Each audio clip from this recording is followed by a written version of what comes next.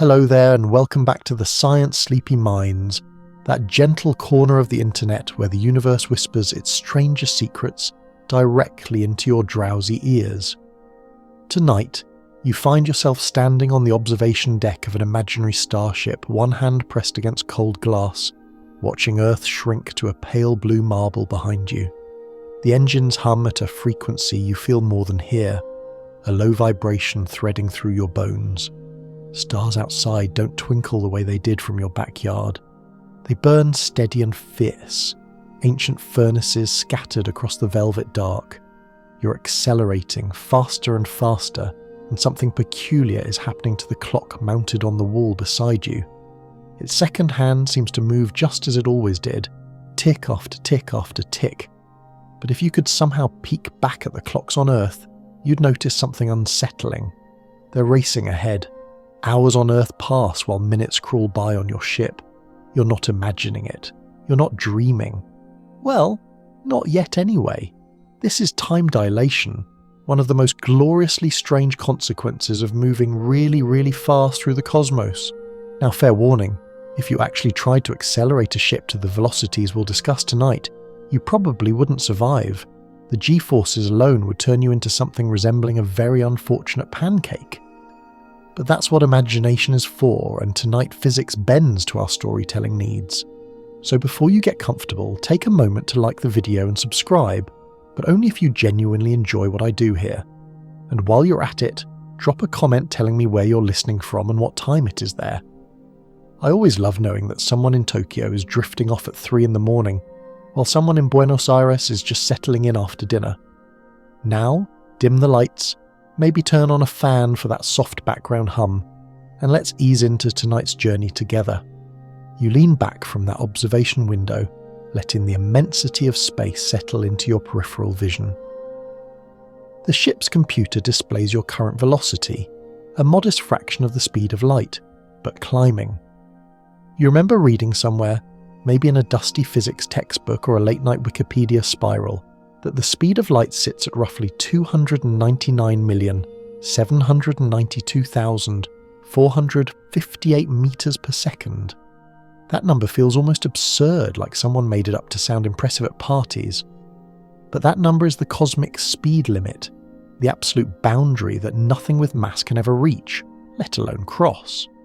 And as you accelerate toward it, time itself begins to behave in ways that would have baffled thinkers for most of human history. For thousands of years, humanity assumed time was simple. You wake up, the sun crosses the sky, you sleep, and the whole thing repeats. Civilizations built calendars, invented hourglasses, forged intricate mechanical clocks with gears and springs. They tracked eclipses, predicted harvests, scheduled wars. All of it rested on a quiet assumption. Time flows at the same rate for everyone, everywhere, always. A second in ancient Rome was the same duration as a second in Ming Dynasty. China was the same as a second on your starship hurtling through the void. This seemed so obviously true that questioning it would have felt like questioning whether water was wet. But the universe, as you're about to discover over the next several thousand words, doesn't care about human assumptions. The universe has its own rules, elegant and counterintuitive, and occasionally infuriating. And one of those rules says that time is not a universal river carrying everyone along at the same pace. Time is more like a personal river, its current adjusting based on how fast you're moving and how deep you're sitting in a gravitational well. Your river and my river might flow at subtly different speeds, and under the right conditions those differences become dramatic. The clock on the wall ticks. You count the seconds, 1, 2, 3, 4. Each feels normal, unhurried. Your heartbeat, your breathing, your thoughts, all proceeding at their usual tempo. Yet back on Earth, synchronized atomic clocks that started perfectly aligned with your ship's clock are now pulling ahead. The discrepancy is tiny at current speeds, nanoseconds at most. But as your velocity climbs toward a significant fraction of light speed, the gap widens. A journey that feels like a year to you might register as a decade on Earth, or a century. or in the most extreme scenarios physicists love to imagine, millennia. This is the central mystery we're unravelling tonight. Why does motion through space affect the passage of time? What is it about velocity that makes clocks, and not just mechanical clocks, but biological clocks, atomic clocks, the very aging of cells, slow down relative to stationary observers? The answer lies in the strange geometry of the universe, in the revolutionary ideas of a young physicist who dared to imagine chasing a beam of light, and in experiments conducted with airplanes, particle accelerators, and satellites orbiting overhead. Scholars still argue whether time dilation reveals something deep about the nature of reality itself, or whether it's merely a measurement quirk that says more about our instruments than about existence. You settle into the captain's chair, because this is your imaginary ship, so of course you're the captain, and gaze at that clock one more time. It's going to be a long journey, or a short one. Depends on your frame of reference, really. And that ambiguity, that slippery relativity of experience, is exactly what we're here to explore. The engines thrum, the stars slide past, and time, that most familiar of companions, reveals itself to be far stranger than you ever suspected. You think about Isaac Newton, because how can you not? The man practically invented the modern understanding of motion, gravity, and time. Born in 1642 or 1643, depending on which calendar you prefer, since England was still stubbornly using the old Julian system, while much of Europe had switched to Gregorian. Newton grew up in a world recovering from plague and civil war. He attended Cambridge, watched an apple fall, or maybe didn't, and proceeded to reshape humanity's conception of the physical universe. His Principia Mathematica, published in 1687, laid out laws of motion and universal gravitation so precise that engineers would use them to land spacecraft on the moon nearly 3 centuries later. For Newton, time was absolute. It flowed uniformly, independent of anything happening in the universe.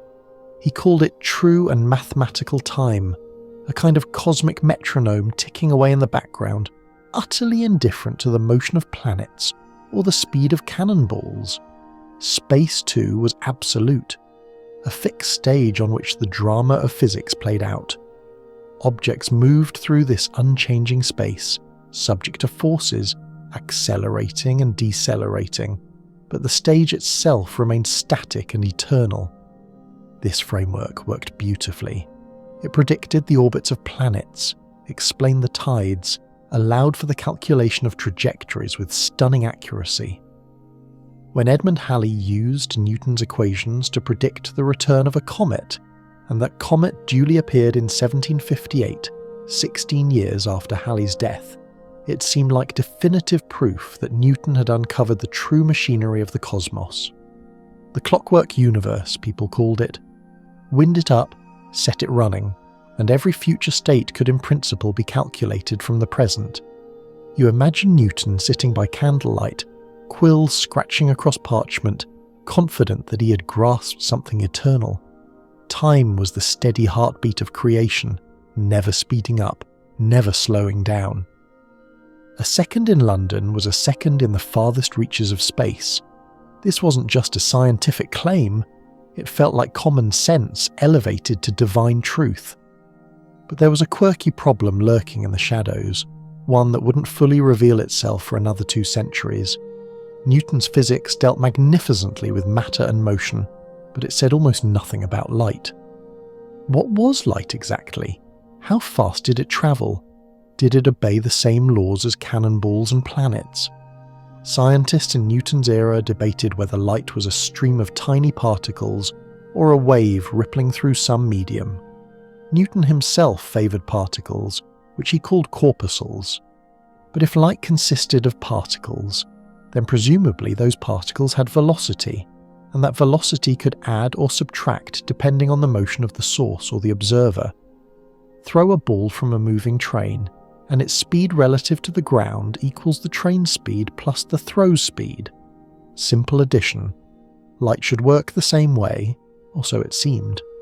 This assumption would eventually crumble, taking Newton's absolute time down with it. But that collapse lay far in the future. For now, the Newtonian universe reigned supreme, a comforting edifice of predictable causality. You could, in theory, know everything about the future if you knew everything about the present. The universe was a giant clock, and time was its unwavering pulse. As your starship continues accelerating, you feel a strange nostalgia for that simpler picture. How pleasant to imagine time as a dependable river, flowing at the same rate for everyone. How unsettling to realise that your clock and Earth's clock are already drifting apart, their disagreement growing with every passing moment, or what feels like a passing moment to you anyway. Historians still argue whether Newton suspected deeper mysteries, or whether he genuinely believed he had captured ultimate truth. Some letters suggest he worried about action at a distance, the spooky way gravity seemed to reach across empty space instantaneously. He called it absurd, that one body could act on another through a vacuum without any mediating substance. But he published his equations anyway, admitting he had no hypothesis for the mechanism, only the mathematics that worked.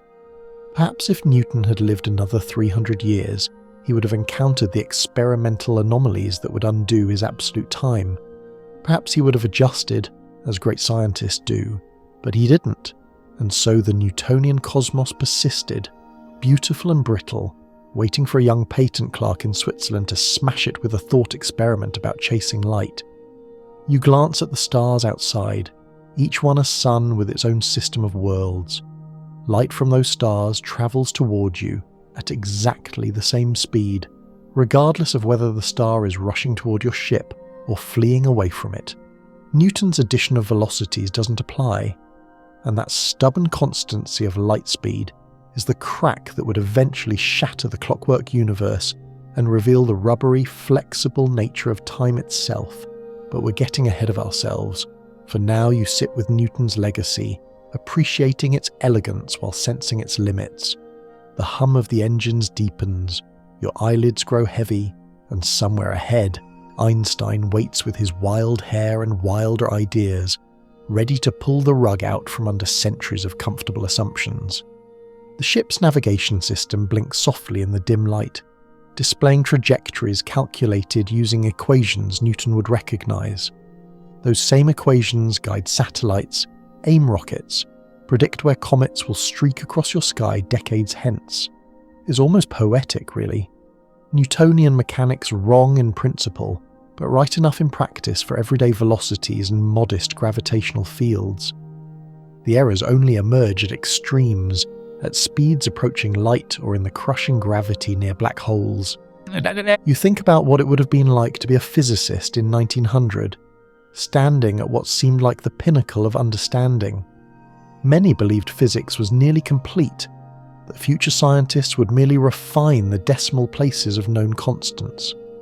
There's a famous story, possibly apocryphal, that a prominent physicist told students there was nothing left to discover except more precise measurement. Physics had become, in this telling, a finished house needing only interior decoration. What glorious hubris. Within 5 years, Einstein would publish papers that ignited revolutions in multiple domains. Within 3 decades, quantum mechanics would demolish comfortable notions of determinism. The clockwork universe wasn't just incomplete, it was fundamentally misleading about the nature of reality. But tonight, we focus on one particular revolution, the discovery that time itself is mutable, that motion warps its flow, that the ticking of your shipboard clock genuinely differs from the ticking of clocks you left behind. Newton's absolute time was a beautiful approximation, a low-velocity limit of something far stranger. And as your velocity climbs, you're sliding out of that limit into territory Newton never imagined. The stars burn on, the engine thrums, and the greatest intellectual adventure of the 20th century beckons, waiting just around the corner of your journey. The year is 1905, and in the Swiss city of Bern, a 26-year-old patent clerk sits at his desk reviewing applications for electromagnetic devices. His name is Albert Einstein, though the world doesn't know it yet. won't know it really for several more years, until the full implications of his ideas begin rippling through the physics community. He has a mop of dark, unruly hair and eyes that seem perpetually focused on something invisible, some internal landscape of thought experiments and mathematical puzzles. Einstein's day job is examining patents. He scrutinizes diagrams of motors and switches, checks the logic of inventors' claims, stamps papers and files them in appropriate folders. It's steady work, respectable if unglamorous, and it pays the rent for the modest apartment he shares with his wife Mileva and their infant son Hans Albert. But in his spare hours, during lunch breaks and late evenings, Einstein pursues a question that has nagged him since adolescence. What would it be like to chase a beam of light? Picture it yourself, you're on your Starship accelerating toward a beam of light streaming ahead of you. Classical physics, Newton's physics, says that if you catch up to the beam's speed, you should see it standing still, a frozen wave of electromagnetic energy, stationary relative to your eyes. You'd be pacing alongside light like a runner jogging beside a friend. At least, that's what Velocity Edition predicts. But Einstein realized this was deeply problematic. James Clerk Maxwell's equations, published in the 1860s, described light as an electromagnetic wave, and those equations implied something remarkable. The speed of light in a vacuum was a constant, woven into the very structure of electromagnetism.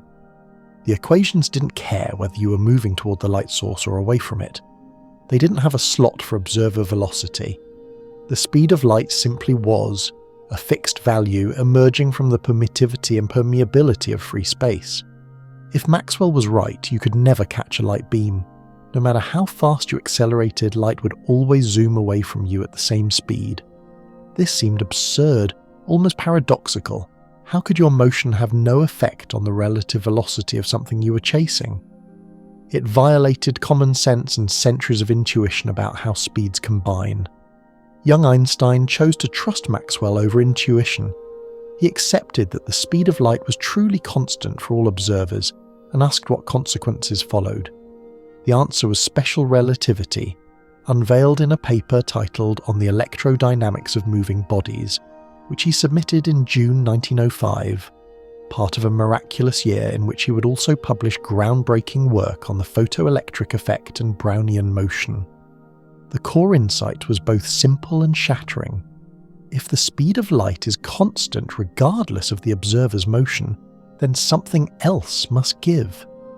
That something else turned out to be our assumptions about space and time. Lengths could contract. Clocks could slow down. Two events simultaneous in one frame of reference might occur at different times in another. The universe was not a fixed stage with a universal clock. It was a dynamic arena where measurements of distance and duration depended on relative motion. You imagine Einstein walking the cobbled streets of Bern, streetcars rattling past, clocks on church steeples chiming the hour. Those clocks seemed so reliable, so objective. But Einstein had glimpsed a deeper truth. Even clocks could disagree if you set them moving fast enough relative to each other.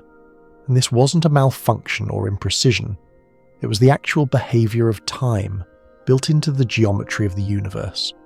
Scholars still argue whether Einstein developed special relativity entirely independently, or whether he was influenced by contemporaries like Hendrik Lorentz and Henri Poincaré, who had been circling similar ideas. Lorentz had already derived the mathematical transformations that bear his name, equations describing how lengths and times change between moving frames. Poincaré had discussed the relativity of simultaneity. But it was Einstein who distilled the full physical interpretation, who declared that there was no preferred frame of reference, that all inertial observers were equally valid. There's a quirky historical footnote worth mentioning. Einstein reportedly struggled with the mathematics of his own theory, and enlisted his friend Marcel Grossmann to help with the more advanced geometrical concepts. Later, when extending special relativity to include gravity, general relativity, Einstein would spend years wrestling with tensor calculus, confessing in letters that the mathematics made his life miserable. Genius, it seems, does not immunize against frustration. On your Starship, travelling at an ever-increasing fraction of light speed, you're living inside Einstein's thought experiment.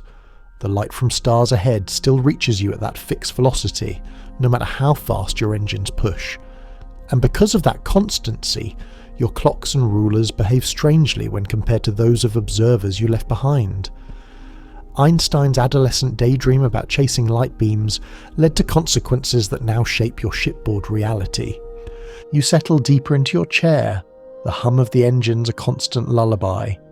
Outside, stars slide imperceptibly as the ship accelerates, and in your mind, a young patent clerk with wild hair grins at the absurdity of it all. Time, he discovered, is not what it seems. Einstein's 1905 paper didn't immediately set the world on fire. Physics journals received many papers, most sank into obscurity. But slowly, those who read Einstein's work recognized something extraordinary. Max Planck, already famous for his quantum hypothesis, took an early interest and became one of relativity's champions. Over the following decades, special relativity migrated from obscure curiosity to foundational pillar. One of the strangest implications was the relativity of simultaneity. Imagine two flashes of lightning striking opposite ends of a moving train at the same instant, at least the same instant according to someone standing on the embankment.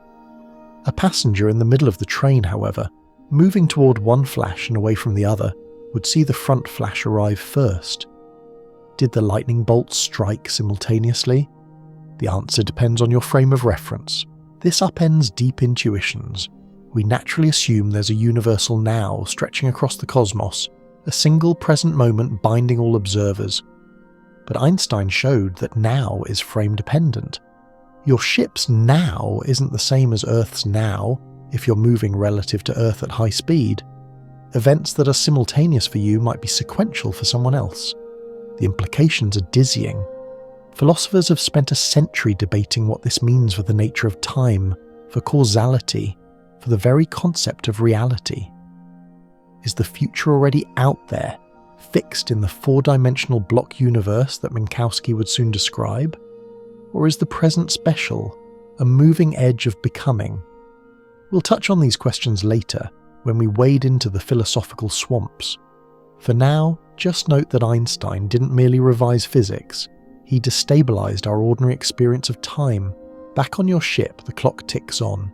Each tick feels utterly normal, but normalcy, your learning, is a matter of perspective, and perspectives, it turns out, can differ in ways that Isaac Newton never dreamed. There's an experiment that haunts the history of physics, a meticulously crafted failure that accidentally became one of the most important null results ever recorded. In 1887, in a basement laboratory in Cleveland, Ohio, two scientists named Albert Michelson and Edward Morley set out to measure something everyone assumed existed, the luminiferous ether. Remember, physicists in the late 19th century knew light was a wave. Maxwell's equations made that clear. But waves, they reasoned, need a medium to wave through. Sound waves ripple through air. Ocean waves propagate through water. So light waves must ripple through some invisible substance pervading all of space, the ether. This ether was thought to be perfectly transparent, perfectly still, and absolutely everywhere. Earth moved through it as it orbited the sun, and that motion should create a kind of ether wind blowing past our planet. Michelson, a brilliant experimentalist who would later become the first American to win a Nobel Prize in physics, designed an ingenious device called an interferometer. Here's how it worked. A beam of light was split in two, sent along perpendicular paths, bounced off mirrors, and recombined. If Earth was moving through the ether, one beam would travel with the ether wind and back against it, while the other beam would travel across the wind. The round-trip times should differ slightly, creating an interference pattern when the beams recombined. By measuring that pattern, Michelson hoped to detect Earth's motion through the ether, and by extension, prove the ether's existence. He and Morley floated their apparatus on a pool of mercury to isolate it from vibrations. They rotated it carefully, taking measurements at all angles. They repeated the experiment multiple times, at different times of year when Earth's motion around the Sun should change the ether wind's direction. The result? Nothing. No interference pattern. No detectable difference in the beam's travel times. The light travelled at the same speed regardless of orientation, regardless of Earth's supposed motion through the ether. You can imagine the confusion. The experiment was precise enough that it should have detected the expected effect. But space stubbornly refused to behave like a medium. The ether wind didn't show up because, as we now understand, there was no ether. Light didn't need a medium. It propagated through vacuum, through pure emptiness, at a speed that refused to change no matter how the source or observer moved. Historians still argue whether Einstein knew about the Michelson-Morley experiment when he developed special relativity. In some recollections, he downplayed its influence, suggesting his thought experiments about chasing light beams were sufficient motivation. Others point out that the experiment's failure was widely discussed in physics circles, and Einstein could hardly have missed it. Regardless, the result aligned perfectly with Einstein's postulate. The speed of light is constant for all inertial observers. This constancy is genuinely weird. Throw a ball from a moving car, and its speed relative to the ground equals the car's speed plus your throwing speed. Run toward a sound source, and the sound waves hit your ears faster. But shine a flashlight from a moving spacecraft, and the light leaves at exactly the same speed relative to you as it would if you were stationary. An observer watching from Earth sees that same light travelling at the same speed, not the ship's velocity plus light speed. The velocities don't add in the normal way. How can this be? Your intuition screams that it's impossible, and yet experiments confirm it over and over. Particle accelerators boost particles to 99.9999% of light speed, and the light those particles emit still travels at exactly light speed relative to laboratory equipment. Satellites exchange signals with ground stations, and the signals always arrive at light speed, unaffected by the satellite's orbital velocities. The resolution lies in what we sacrifice to preserve light's constancy. If the speed of light is absolute, then space and time cannot be. Lengths must contract in the direction of motion. Clocks must slow down. What you measure as distances and durations depends on your relative velocity. The universe pays for light's stubbornness by making everything else flexible. There's a quirky analogy some physicists use. Imagine you're driving north at 60 miles per hour. A friend drives northeast at 60 miles per hour. You're both moving at the same speed through space, but your northward components differ. Now replace north with through time and northeast with through space-time. If you both move through space-time at a fixed rate, and you do, that rate being the speed of light, then moving faster through space means moving slower through time. Your velocity through space steals from your velocity through time. This is why clocks on fast ships tick slower. They're travelling through space so quickly that they have less velocity budget left for travelling through time. It sounds almost metaphorical, but it's precisely what the mathematics describes. And on your Starship, pushing ever closer to light speed, you're living this bizarre budget constraint in real time. Or rather, in your slowed down version of time. Outside the viewport, stars drift. The engines hum, and the universe, indifferent to your intuitions, enforces its rules. Light speed is constant. Everything else adjusts around that fact. Michelson devoted much of his career to refining measurements of light speed, eventually determining it with extraordinary precision. His work earned him that Nobel Prize in 1907, recognition for contributions to optics and spectroscopy, rather than for the null result that would prove most historically significant. It's one of those ironies. The experiment that found nothing became foundational to modern physics. The ether's demise didn't come easily. Physicists proposed all manner of rescue hypotheses. Maybe the ether was dragged along by massive bodies. Maybe it contracted in certain conditions. Maybe Michelson's equipment was somehow flawed. But no patch survived scrutiny. the simpler explanation that there was no ether, that light propagated without a medium, that its speed was a universal constant, eventually won out. You might wonder why light gets this special status. Why should one particular speed be woven into the universe's fabric?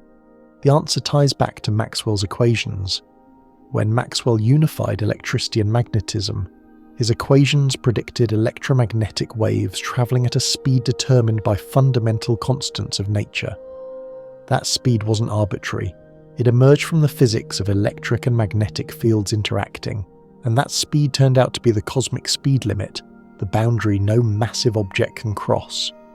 On your ship, the engines push harder, your velocity climbs toward that limit, but no matter how much energy you pour into acceleration, you'll never quite reach light speed. You can get arbitrarily close, 99%, 99.9%, 99.99%, but that final gap remains. This isn't engineering limitation, it's physics. As you approach light speed, the energy required for further acceleration balloons toward infinity. You would need infinite energy to reach the speed of light, which is another way of saying it's impossible. But as you asymptotically approach, time dilation grows extreme. Clocks on your ship relative to Earth tick ever slower. Lengths in your direction of travel contract. The universe warps around you, keeping light speed inviolate while everything else bends and stretches. It's a strange kind of democracy. Every observer, regardless of motion, sees light travelling at the same speed. No one gets special treatment. This is Einstein's principle of relativity extended to electromagnetism. And from this simple, almost democratic postulate, all the weirdness of time dilation flows. You lean back, feeling the subtle vibration of the engines. Somewhere behind you, Earth's clocks race ahead. Somewhere ahead, stars blaze with light that will reach you at exactly 299,792,458 meters per second. No more, no less. The universe has spoken, and you're just along for the ride. There's a mathematician named Hermann Minkowski who stands at the intersection of numbers and physics, a mentor who once dismissed his student Albert Einstein as a lazy dog in mathematics class. History has a sense of humour because Minkowski would eventually become one of the most important interpreters of Einstein's work, transforming special relativity from a set of strange claims about clocks and rulers into a unified geometric vision of space-time. In 1908, 3 years after Einstein published his special relativity paper, Minkowski gave a lecture in Cologne that began with one of the most famous declarations in physics history. Henceforth space by itself and time by itself are doomed to fade away into mere shadows, and only a kind of union of the two will preserve an independent reality. That union is space-time, a four-dimensional fabric combining the 3 dimensions of space with the 1 dimension of time. Before Minkowski, physicists thought of space and time as separate entities. Space was where things existed. Time was when things happened. They ran on parallel tracks, never truly mingling. But Minkowski showed that relativity demanded something deeper. Space and time were aspects of a single, underlying structure. Picture it this way. You're sitting still in your Starship, engines momentarily quiet. From your perspective, you're not moving through space at all. Your spatial velocity is 0. But you are moving through time, 1 second per second, marching steadily into the future. Now fire the engines and accelerate to half-light speed. You're moving through space now, covering vast distances. And because of that spatial velocity, your motion through time slows down relative to someone who stayed behind. This is the key insight. In space-time, every object traces a path called a world line. An object at rest traces a world line pointing straight into the future. Pure temporal motion. An object moving through space traces a tilted world line combining spatial and temporal motion. And the geometry of space-time is such that the total velocity through space-time remains constant. Move faster through space, and you must move slower through time. is not a metaphor, it's mathematics, encoded in the Lorentz transformations. Minkowski's genius was recognizing that special relativity was really a statement about geometry. The Lorentz transformations, those equations Lorentz had derived before Einstein gave them physical meaning, were just coordinate rotations in four-dimensional space-time. When you shift from one reference frame to another, say from Earth's frame to your Starship's frame, you're rotating your axes in space-time. What one observer calls space is a mixture of space and time for another observer, and vice versa. This explains the relativity of simultaneity we mentioned earlier.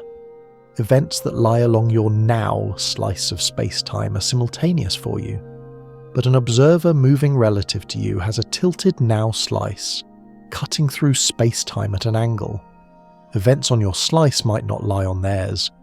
Simultaneity isn't absolute, it's a consequence of how you're oriented in the four-dimensional manifold. Scholars still argue about the deeper implications. Is space-time a real thing, a substance with its own existence? Or is it merely a mathematical convenience, a bookkeeping device for organizing observations? Some philosophers advocate for substantivalism, the view that space-time exists independently of the matter within it. Others favor relationism, the view that space-time is nothing more than relations between events. The debate continues, unresolved after more than a century. There's a quirky historical tidbit here. Minkowski died in 1909, just a year after his famous lecture, from a ruptured appendix. He was only 44. One wonders what further contributions he might have made had he lived. Perhaps he would have helped Einstein formulate general relativity sooner, saving years of struggle. Perhaps he would have pushed the mathematical framework even further. We'll never know. What we do know is that Minkowski's vision persists. Every physics student today learns about space-time diagrams, those plots with time on one axis and space on another, world lines threading through them. These diagrams make the strangeness of relativity visual and intuitive. You can see how light cones limit causality, how events outside your light cone are unreachable, how the geometry enforces the cosmic speed limit. On your ship, you're tracing a world line through this four-dimensional fabric. Your clock ticks according to what physicists call proper time, the time measured along your world line, the time you actually experience. And that proper time accrues slower than coordinate time in the Earth frame, because your world line is tilted, because you're spending some of your space-time velocity on moving through space, rather than time. It's a beautiful picture, really. The universe isn't a stage where events happen, it's a sculpture in which events are embedded. Past, present, and future might all exist together in the block universe, each moment as real as any other. You're merely experiencing that block one slice at a time, your consciousness sliding along your world line like a bead on a wire. The engines hum back to life, your world line tilts further. And somewhere in the mathematics, Hermann Minkowski smiles at the elegant geometry his lazy dog students' ideas revealed. Minkowski's space-time also provides a natural explanation for length contraction. Objects moving relative to you appear shorter in the direction of motion, not because they're physically compressed, but because you're slicing through space-time at an angle that captures different cross-sections of their world lines. It's like cutting a sausage at an angle rather than straight across. The slice appears longer or shorter, depending on the angle, even though the sausage itself hasn't changed. This is easier to grasp with diagrams than with words, but the key point is that length contraction and time dilation are two sides of the same coin. They're both consequences of the geometry of space-time, of the way different observers slice through the four-dimensional manifold.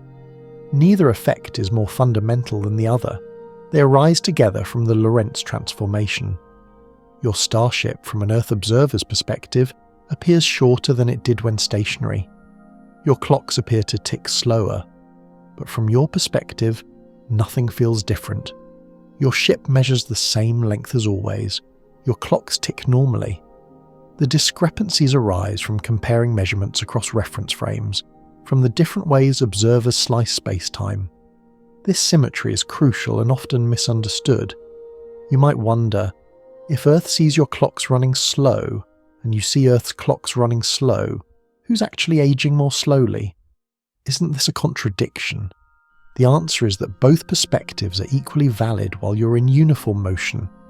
The paradox only resolves when you compare clocks directly, which requires one of you to change velocity, to accelerate and decelerate, breaking the symmetry. We'll explore this twin paradox in detail later. For now, just note that the symmetry of time dilation is a feature, not a bug. Minkowski's spacetime also set the stage for general relativity. Once physicists understood that gravity was not a force, but a curvature of spacetime, Minkowski's flat four-dimensional geometry became a special case, the geometry of spacetime in the absence of mass and energy. Introduce matter, and spacetime bends, stretching and compressing in ways that produce gravitational effects. But that's a story for later sections. For now, you float through Minkowski's elegant manifold, your world line carving a gentle curve as the engines accelerate you towards distant stars. The universe is no longer a clock ticking the same for everyone. It's a fabric, a geometry, a sculpture in 4 dimensions. And your journey through it is both a physical voyage and a mathematical one. Let's talk about the equation that makes all this quantitative. It's called the Lorentz factor, and it's represented by the Greek letter gamma, gamma.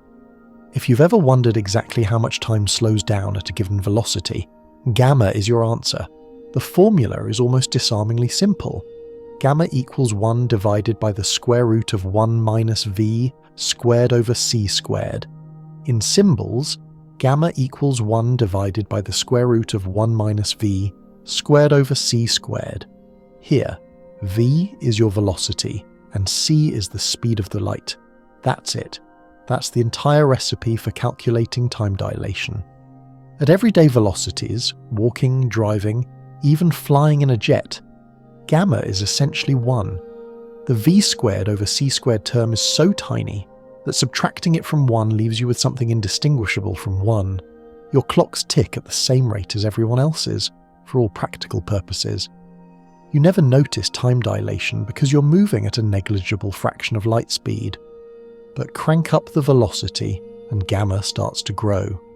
At 10% of light speed, gamma is about 1.005, a 0.5% slowdown, still modest but now measurable with precise instruments. At 50% of light speed, gamma climbs to roughly 1.15. Your clock runs about 15% slower than a stationary observer's clock. At 90% of light speed, gamma reaches 2.29. Time passes at less than half the rate of the stationary frame, and at 99.5% of light speed, gamma soars above 10. For every hour you experience, 10 hours pass on Earth. The pattern accelerates dramatically as you approach light speed. At 99.99%, gamma is about 70. At 99.9999%, gamma exceeds 700. And the closer you get to c, the larger gamma becomes, approaching infinity as v approaches c. This is why reaching light speed is impossible for anything with mass. You would need infinite time dilation, which corresponds to infinite energy. You can think of gamma as a scaling factor. Whatever proper time you experience, the time measured by your shipboard clock, multiply it by gamma to find the coordinate time that passes in the stationary frame. A 1-year journey for you at gamma equals 10 becomes a 10-year wait for your friends on Earth. There's a quirky way to visualize this. Imagine space-time velocity as a bank account. Everyone has a fixed budget, the speed of light. When you're stationary, you spend your entire budget on time, moving through time at maximum rate. When you move through space, you divert some of that budget, leaving less for time. Gamma tells you the exchange rate. The faster you move through space, the more your temporal velocity is taxed. Historians of science sometimes argue about who deserves credit for the Lorentz transformations, and by extension, gamma. Lorentz derived the mathematics, but he interpreted it as describing contractions in an actual ether medium. Einstein reinterpreted the same equations as fundamental properties of spacetime itself. Poincaré contributed crucial mathematical insights. Minkowski recast everything geometrically. The Lorentz factor is thus a collaborative achievement, even if it bears one name. For practical purposes, gamma is your guide to the relativistic realm. Want to know how fast you need to travel for a round trip to Alpha Centauri to feel like only 1 year while 8 years pass on Earth? Solve for v such that gamma equals 8, then calculate. Want to understand how muons survive their journey from the upper atmosphere to Earth's surface? Calculate their gamma factor at near light speeds and see how their decay time stretches. The equation is a universal translator between your subjective experience and the objective measurements of other observers. On your ship, a computer might display your current gamma factor alongside velocity. Right now, accelerating past 80% of light speed, gamma hovers around 1.67. Every second you experience corresponds to 1.67 seconds passing on Earth. The gap is widening, and it will continue to widen as the engines push harder. There's something almost unsettling about watching those numbers tick upward. Time, that most intimate of experiences, is quietly diverging from the time your loved ones experience.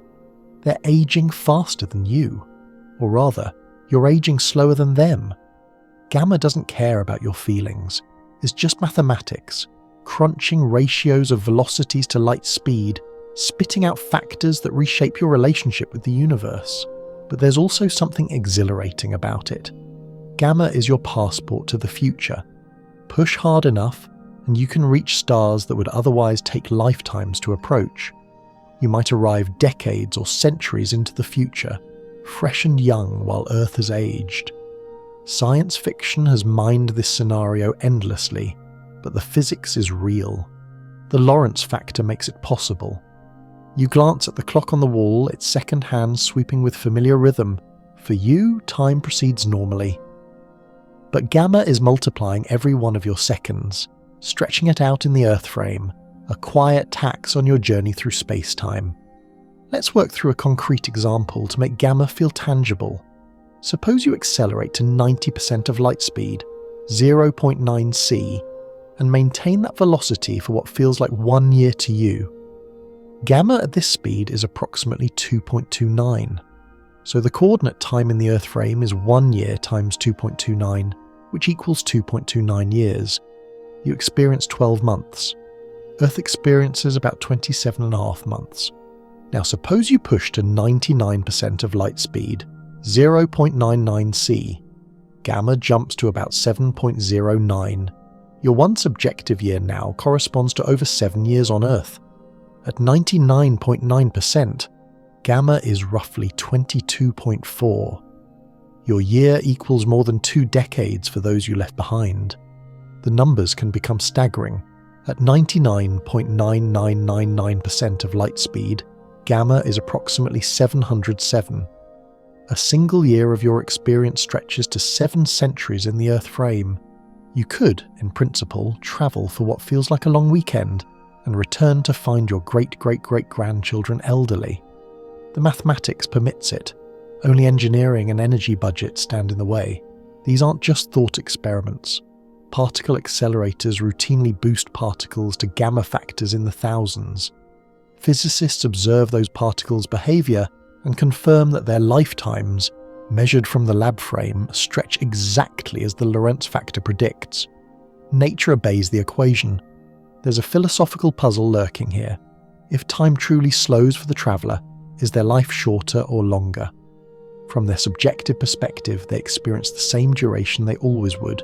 A heartbeat still feels like a heartbeat, a breath like a breath. But from an external perspective, their entire life unfolds in slow motion. Who's right? In relativity, both are. There's no absolute answer because there's no absolute time. You settle into the rhythm of the engine's gamma climbing steadily. The equation might seem abstract, but it's shaping your reality at every moment. Welcome to life in the relativistic regime. High above your head, invisible particles are screaming down from outer space at nearly the speed of light. They're called cosmic rays, and when they slam into the upper atmosphere, they shatter atomic nuclei and spawn showers of secondary particles. Among those secondaries are muons, heavy cousins of electrons, born in the chaos of those high-altitude collisions. Here's the thing about muons, they're unstable. A muon's half-life, the time for half of any population to decay, is about 2.2 microseconds. That's millionths of a second. Even travelling at nearly light speed, a muon should cover only about 660 meters before decaying. Yet the atmosphere is roughly 15 to 20 kilometers thick. By rights, almost no muons should reach Earth's surface. They should decay long before they arrive. But they don't. Detectors on the ground register muons constantly, far more than classical physics predicts. How do they survive the journey? Time dilation. From our perspective on the ground, those muons are moving so fast, typically above 99% of light speed, that their internal clocks are running slowly. Their 2.2 microsecond half-life stretches by gamma factors of 10 or 20 or more into tens of microseconds. That gives them enough time to traverse the atmosphere before decaying. We see their lifetimes as extended because they're moving relative to us at extreme speeds. From the muon's perspective, if we can anthropomorphize a subatomic particle for a moment, the situation looks different. The muon's clock runs normally. It still decays in 2.2 microseconds of its own proper time. But in its frame, the atmosphere is length contracted. That 15-kilometer gauntlet compresses to something like a kilometer or less. The muon doesn't need extended time. It simply has less distance to cover. Both explanations are valid. Time dilation from the ground observer's view, length contraction from the muon's view. They're two perspectives on the same underlying physics, linked by the Lorentz transformations. Neither is more correct than the other. This is one of the earliest and most elegant confirmations of special relativity. Physicists in the 1940s and 1950s measured muon fluxes at various altitudes and found the numbers matched relativistic predictions precisely. The muons themselves were inadvertent experiments, testing Einstein's theory with every plummeting trajectory. Historians of physics sometimes note that cosmic ray observations predated modern particle accelerators as laboratories for relativistic effects. Before scientists could accelerate particles to near-light speeds artificially, nature provided free high-energy particles courtesy of supernova remnants and other astrophysical accelerators. The sky was a laboratory, and muons were nature's test particles. There's a quirky detail worth mentioning. Muons are remarkably penetrating. They pass through buildings, through your body, through substantial amounts of rock. Several muons are streaming through you right now as you listen, entirely unnoticed. This penetrating power makes them useful for imaging. Scientists have used muon tomography to peer inside pyramids, volcanoes, and nuclear reactors. But their journey to the surface depends on time dilation. Without it, they'd never survive long enough to reach us. Scholars occasionally debate the philosophical significance of muon observations. Do they prove that time dilation is real, or merely that our measurements behave as if time dilates? The distinction matters to some philosophers of science, who ask what it means for a theoretical entity to be real. For most physicists, the question is less pressing. The equations work, the predictions match observations, and muons arrive at sea level in defiance of naive expectations. On your starship, you're the muon, a traveller moving so fast that time dilates dramatically. Your internal clocks run slow relative to Earth. Or, from your perspective, Earth and the intervening space are length contracted, compressing the journey. Either way, you experience less time than outside observers measure. The physics is symmetric, elegant, and confirmed by those tiny particles raining down from above. You imagine a muon streaking through the atmosphere, its brief existence stretched by velocity. It doesn't know it's participating in a physics demonstration. It doesn't know anything. But its survival to sea level is a silent testament to the reality of time dilation, a daily confirmation that Einstein got it right. The engines continue their steady burn.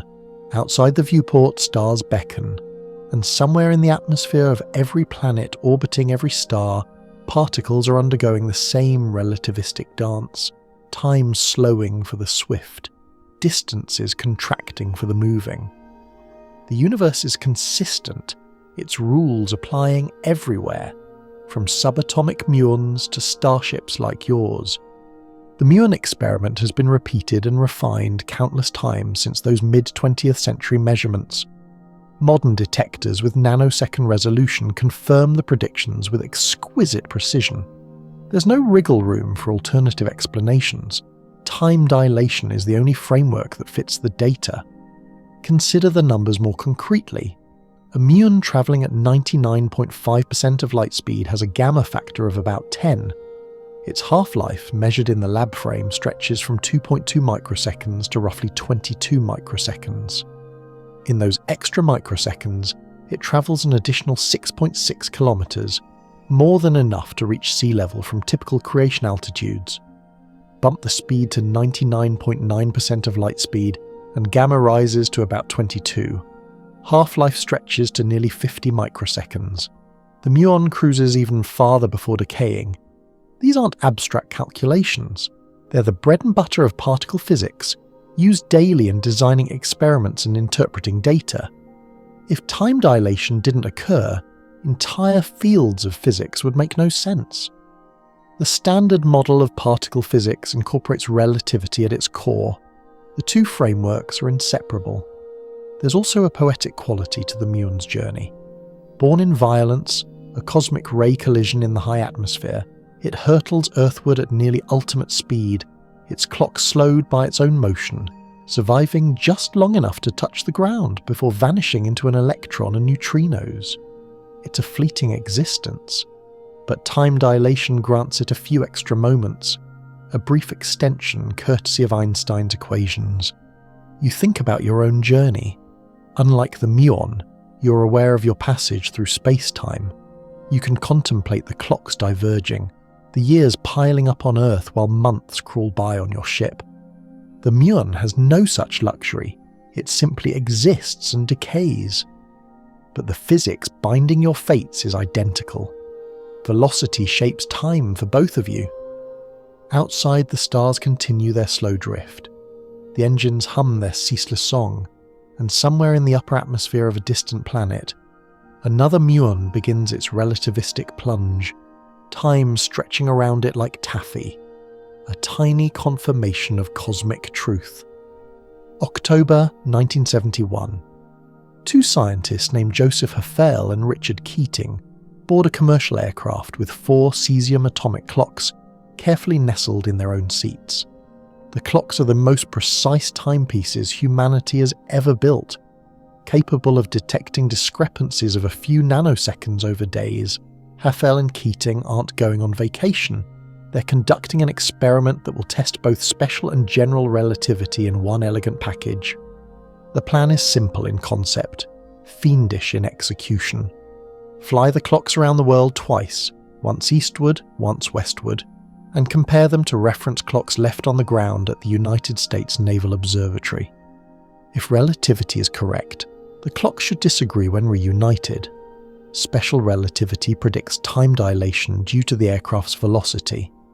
General relativity predicts time dilation due to the aircraft's altitude, where gravity is slightly weaker. The two effects combine in ways that differ for eastward and westward flights. Flying eastward, the aircraft moves in the same direction as Earth's rotation, so its velocity relative to the fixed stars is higher. This increases the time dilation from special relativity. But the altitude reduces gravity, which decreases time dilation from general relativity. Flying westward, the aircraft moves against Earth's rotation, reducing its velocity relative to the stars and thus reducing the special relativistic effect. The altitude effect remains similar. Hafele and Keating crunched the numbers beforehand. For eastward flights, the special relativistic effect should dominate, and the flying clock should return having lost time relative to ground clocks. That is, they should have ticked fewer times. For westward flights, the gravitational effect should dominate, and the flying clock should return having gained time. The experiment worked. The eastward flying clocks lost about 59 nanoseconds. the westward flying clocks gained about 273 nanoseconds. The results matched relativistic predictions within experimental error. Atomic clocks that started synchronized had diverged simply because they traveled at different velocities and altitudes. Historians of science often cite this experiment as a turning point in public perception of relativity. Before Hafele-Keating, time dilation was a theoretical prediction, confirmed in particle accelerators, but not in everyday contexts. After Hafele-Keating, it became undeniably tangible. Clocks on airplanes disagreed with clocks on the ground. The effect was real, measurable, and utterly mundane in origin, just ordinary commercial flights. There's a quirky anecdote from the experiment. Hafele and Keating bought economy-class tickets for themselves and first-class tickets for the clocks. The clocks needed extra room and stable conditions. The scientists made do with cramped seating and airline food. Priorities, one supposes. Scholars still argue about the precision of the original experiment. The uncertainties were relatively large by modern standards, and some critics questioned whether the results truly confirmed relativity or fell within noise margins. Subsequent experiments, however, have replicated and refined the findings with far greater precision. GPS satellites, as we'll discuss next, provide continuous confirmation with every position fix.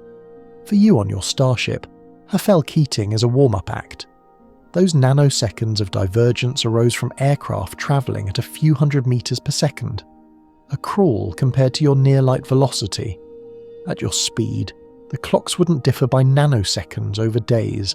They'd differ by hours, days, years. The same physics, the same equations, just scaled up to cosmic proportions.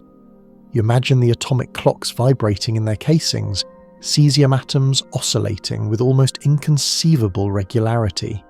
Each oscillation marks a tick, and those ticks accumulate differently depending on motion and gravity. The clocks don't know they're testing relativity. They don't know anything. But their disagreements, when reunited, speak volumes about the nature of time. Commercial aviation has come a long way since 1971.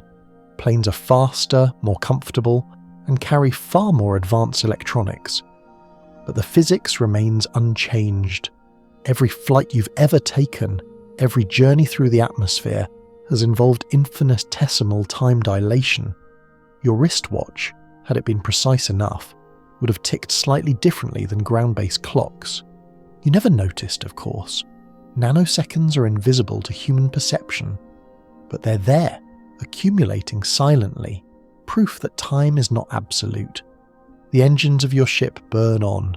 Outside, stars slide past, and in laboratories around the world, atomic clocks continue their patient ticking, measuring time with astonishing fidelity, waiting for the next experiment to confirm what Einstein predicted over a century ago. Let's linger on the details of atomic clocks because they're marvels of precision engineering. A cesium atomic clock works by exploiting the vibrations of cesium-133 atoms. When those atoms are excited by microwaves at exactly the right frequency, 9,192,631,770 oscillations per second, they transition between energy states. The clock locks onto that resonance, counting oscillations to mark time. Modern cesium clocks are accurate to within a second over tens of millions of years. This precision is what made the Hafele-Keating experiment possible. Earlier clocks, mechanical, quartz, even early atomic designs, lack the sensitivity to detect nanosecond differences over a few days of flight. Cesium clocks, refined through decades of engineering, could just barely do it, and they did, revealing relativity at work in the most ordinary of settings. Since 1971, atomic clock technology has improved dramatically. Today's optical lattice clocks use laser-cooled atoms and optical frequencies to achieve precisions that would make Hafele and Keating weep with envy. These clocks can detect time differences caused by altitude changes of mere centimeters, so precise that the gravitational time dilation from raising the clock a single floor of a building becomes measurable. Experiments with such clocks have confirmed relativistic predictions to unprecedented accuracy. Portable clocks have been compared at different elevations, on different continents, even aboard the International Space Station. Every comparison matches relativity's predictions. The theory has been tested so thoroughly that physicists now use it as a tool rather than a hypothesis. Time dilation isn't controversial, it's engineering fact. For your journey, atomic clocks would be essential instruments. Tracking the divergence between your shipboard time and Earth time would require exactly this precision. You might even carry multiple clocks, cesium, optical, hydrogen mesa, cross-checking their readings, alert for any anomaly that might hint at new physics. So far, none has appeared. Relativity remains undefeated. You settle deeper into the captain's chair, imagining those clocks ticking away in some compartment of your ship. Each tick is both a measurement of time and a confirmation of relativistic truth. Hafele-Keating started something in 1971, a tradition of taking clocks on journeys and watching them disagree. Your journey continues that tradition on a grander scale. Your smartphone buzzes with a notification. Maybe it's a message from someone back home, routed through a relay of communication satellites and ground stations. Maybe it's a map update, your navigation app recalculating your position based on signals from orbiting spacecraft. Either way, those signals rely on a technology that would collapse into uselessness within hours if engineers ignored time dilation, the global positioning system. GPS is perhaps the most ubiquitous daily application of relativity. Billions of people use it without a second thought. For directions, for food delivery tracking, for geotagged photos, never suspecting that their smartphones contain relativistic corrections running silently in the background. But those corrections are essential. Without them, GPS would be worse than useless. It would be dangerously inaccurate. Here's how GPS works in broad strokes. A constellation of at least 24 satellites orbits Earth at roughly 20,200 kilometers altitude. Each satellite carries atomic clocks, multiple cesium and rubidium clocks for redundancy, and broadcasts signals that include precise timestamps. Your receiver picks up signals from several satellites simultaneously and calculates the time each signal took to arrive. Since the signals travel at light speed, those times translate directly into distances. With distances from several satellites, your receiver triangulates your position. The precision required is staggering. Light travels about 30 centimeters in a nanosecond. To achieve GPS accuracy of a few meters, the timing must be accurate to tens of nanoseconds or better. Any error in the satellite clocks propagates into position errors, and those errors accumulate over time. Now consider the relativistic effects. GPS satellites move at about 3.9 kilometers per second relative to Earth's surface. By special relativity, this motion causes their clocks to run slow by about 7 microseconds per day, enough to cause position errors of over 2 kilometers daily. But there's also the general relativistic effect. At orbital altitude, gravity is weaker than at Earth's surface, so clocks tick faster by about 45 microseconds per day. The two effects work in opposite directions, but they don't cancel. The net result is that satellite clocks run fast by roughly 38 microseconds per day. If engineers did nothing, GPS would drift by kilometers within hours. Your navigation app would send you into rivers, through buildings, across borders you never intended to cross. But they don't do nothing. They program the satellite clocks to tick at a slightly lower rate before launch, compensating for the relativistic speed-up. In orbit, the slowed clocks run at exactly the correct rate relative to ground-based clocks. Relativity is baked into the hardware. There's a quirky historical footnote. When GPS was being developed in the 1970s, some engineers doubted whether relativistic corrections were necessary. The effects seemed too small to matter, but the program included provisions to toggle the corrections on and off, allowing testing. Early experiments confirmed that without corrections the system failed. The doubters were silenced by data. Scholars sometimes argue about whether GPS truly proves relativity, or merely confirms that certain corrections improve performance. From a practical standpoint, the distinction is moot. The corrections match relativistic predictions precisely. Any alternative theory that reproduced those predictions would be, in effect, mathematically equivalent to relativity. Occam's razor favours the simpler explanation. Relativity works. For you on your Starship, GPS is irrelevant. There are no satellites orbiting your vessel, no constellation triangulating your position. But the principle is the same. Any navigation system relying on precise timing must account for relativistic effects. Interstellar GPS, if such a thing ever exists, would require corrections orders of magnitude larger than those for Earth-orbiting satellites. Your velocity, creeping ever closer to light speed, would distort time in ways that primitive terrestrial systems never imagined. You glance at your navigation display showing your trajectory through the galaxy. The calculations assume relativistic physics. They have to. Without it, the numbers wouldn't add up. You might aim for one star and arrive at another. Relativity isn't just a theoretical curiosity, it's a navigational necessity. Somewhere on Earth, someone is using GPS to find a coffee shop, blissfully unaware of the relativistic ballet keeping their phone accurate. You smile at the thought. The universe's strangeness hides in plain sight, embedded in everyday technology, taken utterly for granted. Let's talk numbers more precisely.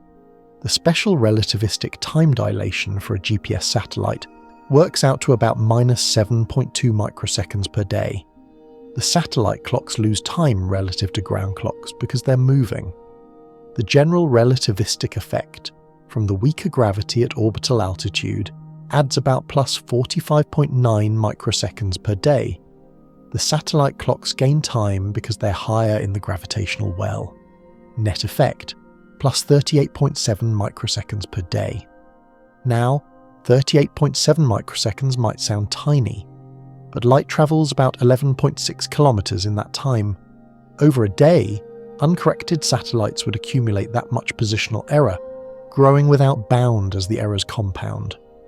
Within a week, GPS would be useless for anything requiring precision.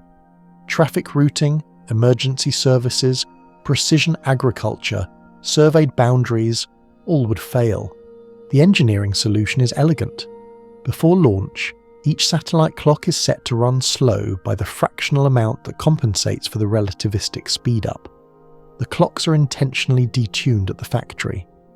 Once in orbit, experiencing less gravity and moving at orbital velocity, the slowed clock runs at exactly the correct rate relative to ground references. It's like adjusting a watch before a trip, knowing that your destination's conditions will shift its rate. GPS receivers also perform corrections for the signal propagation through the ionosphere and troposphere, compensating for delays caused by atmospheric conditions. But the relativistic corrections are fundamental. They're built into the satellite hardware itself. Remove them, and no amount of atmospheric modelling would save the system. There's also a subtler relativistic effect called the Sanak effect, which arises from Earth's rotation. Signals travelling east and west take slightly different times because Earth's surface is moving. GPS accounts for this too, applying corrections based on the receiver's motion relative to a fixed inertial frame. Everything conspires to ensure your position is accurate to a few meters. Your Starship doesn't use GPS, but it might use similar principles. Signals from distant beacons, arrival times measured by onboard clocks, position calculated from timing differences. Any such system would need relativistic corrections scaled to your tremendous velocity. At 90% of light speed, the corrections dwarf anything GPS engineers ever contemplated. But the physics is identical. Time dilation isn't some exotic phenomenon reserved for thought experiments. It's a practical engineering constraint, as real as wind resistance or fuel consumption.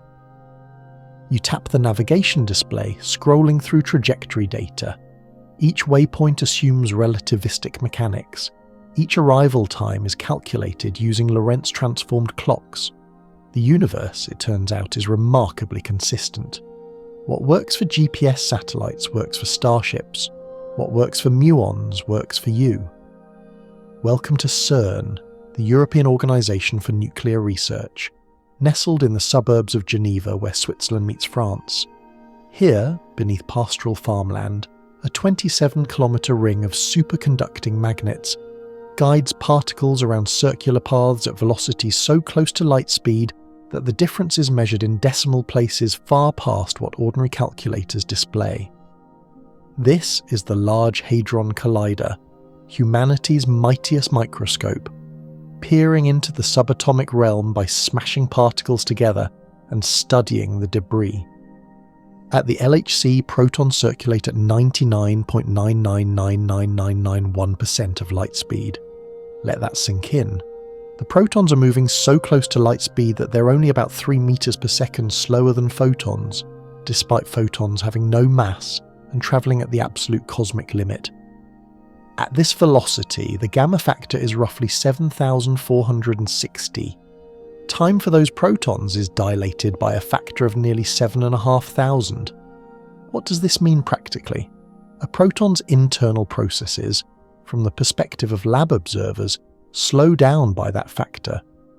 If you could somehow attach a tiny stopwatch to a proton, its seconds would stretch into hours in the lab frame. More relevantly, unstable particles created in collisions, pions, kaons, even heavier exotics, have their lifetime stretched by the same factor. Particles that should decay in nanoseconds persist for microseconds, long enough to travel detectable distances through the collider's instruments. This extended lifetime is crucial for experiments. Many particles of interest decay almost immediately after creation.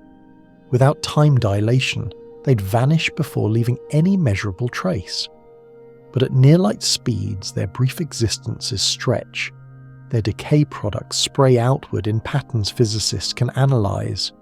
Time dilation isn't just confirmed by accelerator experiments, it enables them. Particle physicists have measured time dilation with extraordinary precision. The lifetimes of various unstable particles created at different velocities match Lorentz factor predictions across the board. There's no ambiguity, no alternative explanation. The faster a particle moves, the longer it appears to live. Slow it down, and it decays more quickly. The relationship is exact, governed by that elegant gamma formula.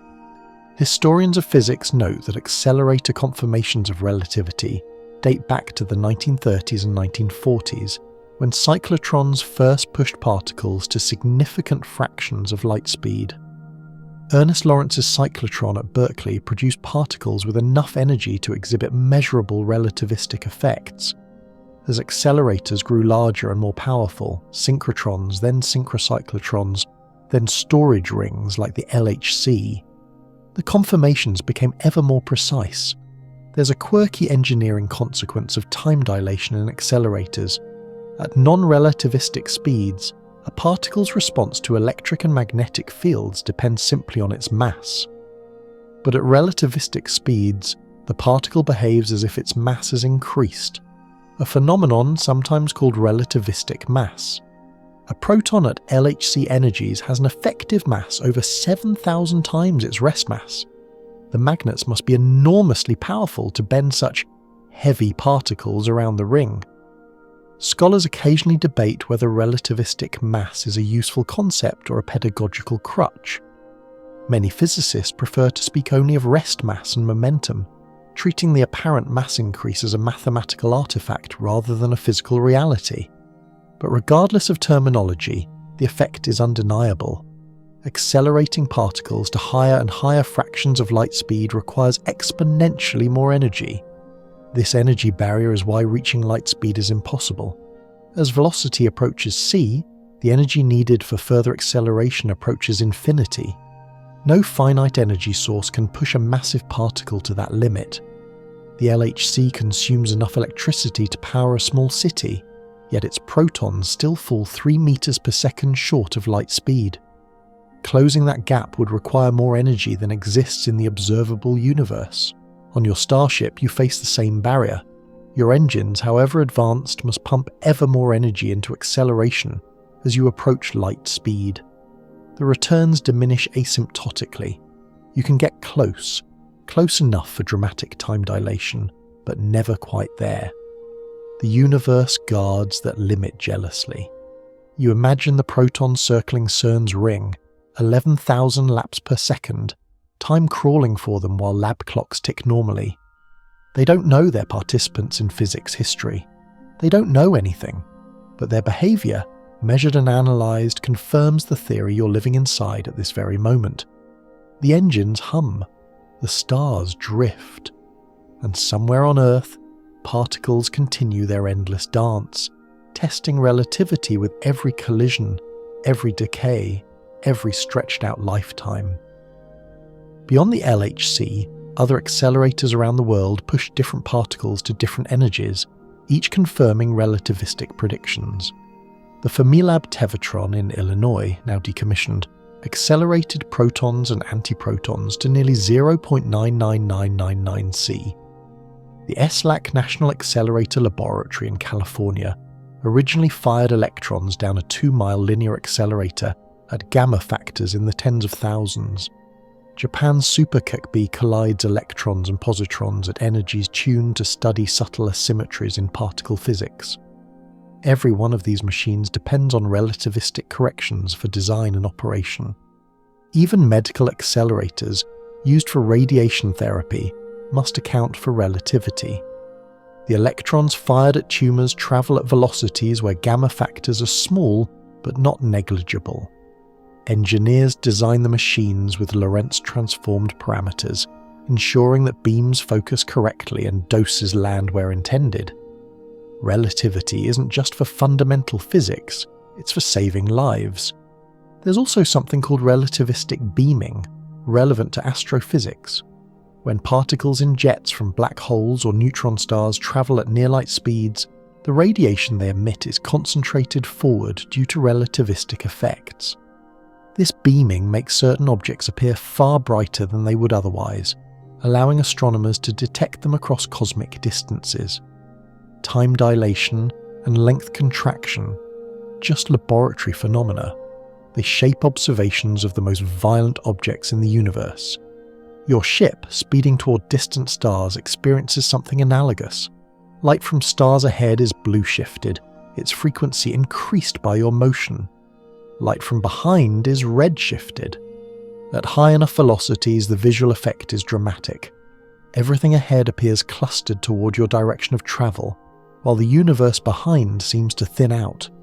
This is relativistic aberration, another consequence of spacetime geometry. You peer through the viewport, noticing the subtle asymmetry. Stars ahead gleam brighter, bluer. Stars behind dim and redden. The universe is painting itself differently because you're moving through it at relativistic speeds. Time dilation is just one piece of a larger puzzle, a single thread in the tapestry of relativistic effects.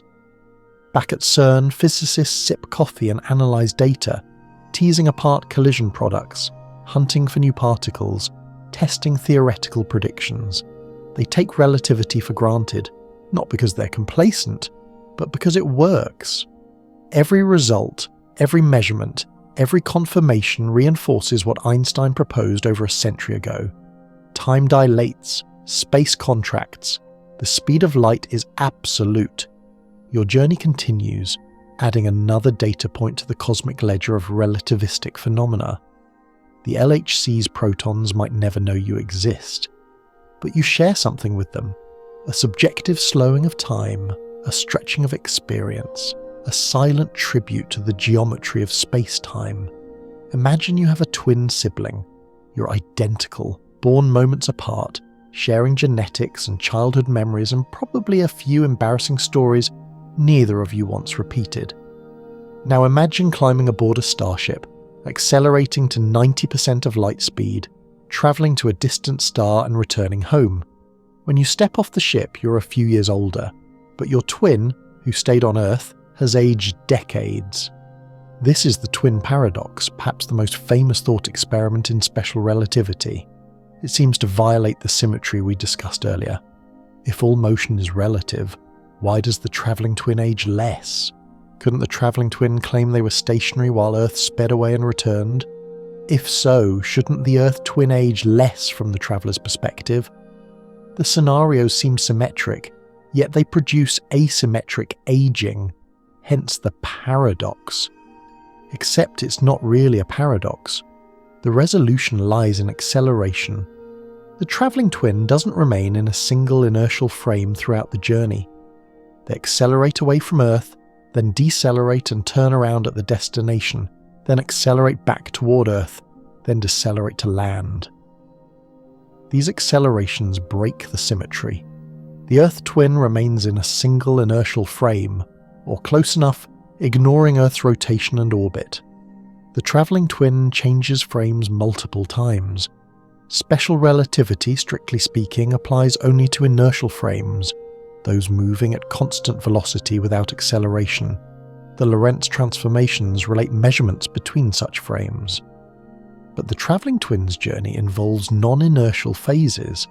During those phases, the simple symmetry of special relativity doesn't hold. Analysing the journey properly requires either careful bookkeeping across multiple inertial frames or the more powerful tools of general relativity, which handles acceleration and gravity.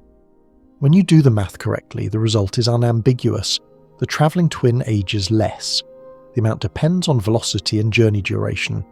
At 90% of light speed, the gamma factor is about 2.29. If the traveller experiences 10 years, the Earth twin experiences about 23 years. At higher speeds, the disparity grows. At 99.9% of light speed, gamma exceeds 22. 10 years for the traveller means over 2 centuries for Earth. Physicists have tested versions of the twin paradox with atomic clocks, as we discussed with Hafele-Keating. Clocks that fly and return show less elapsed time than clocks that stay put. The asymmetry is real.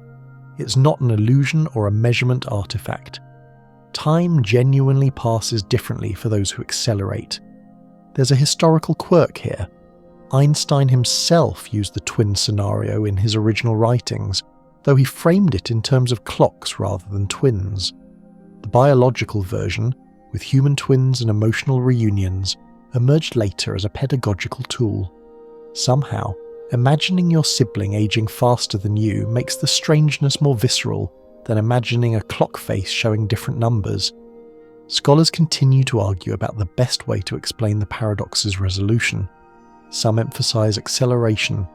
Some point to the different path lengths through space-time.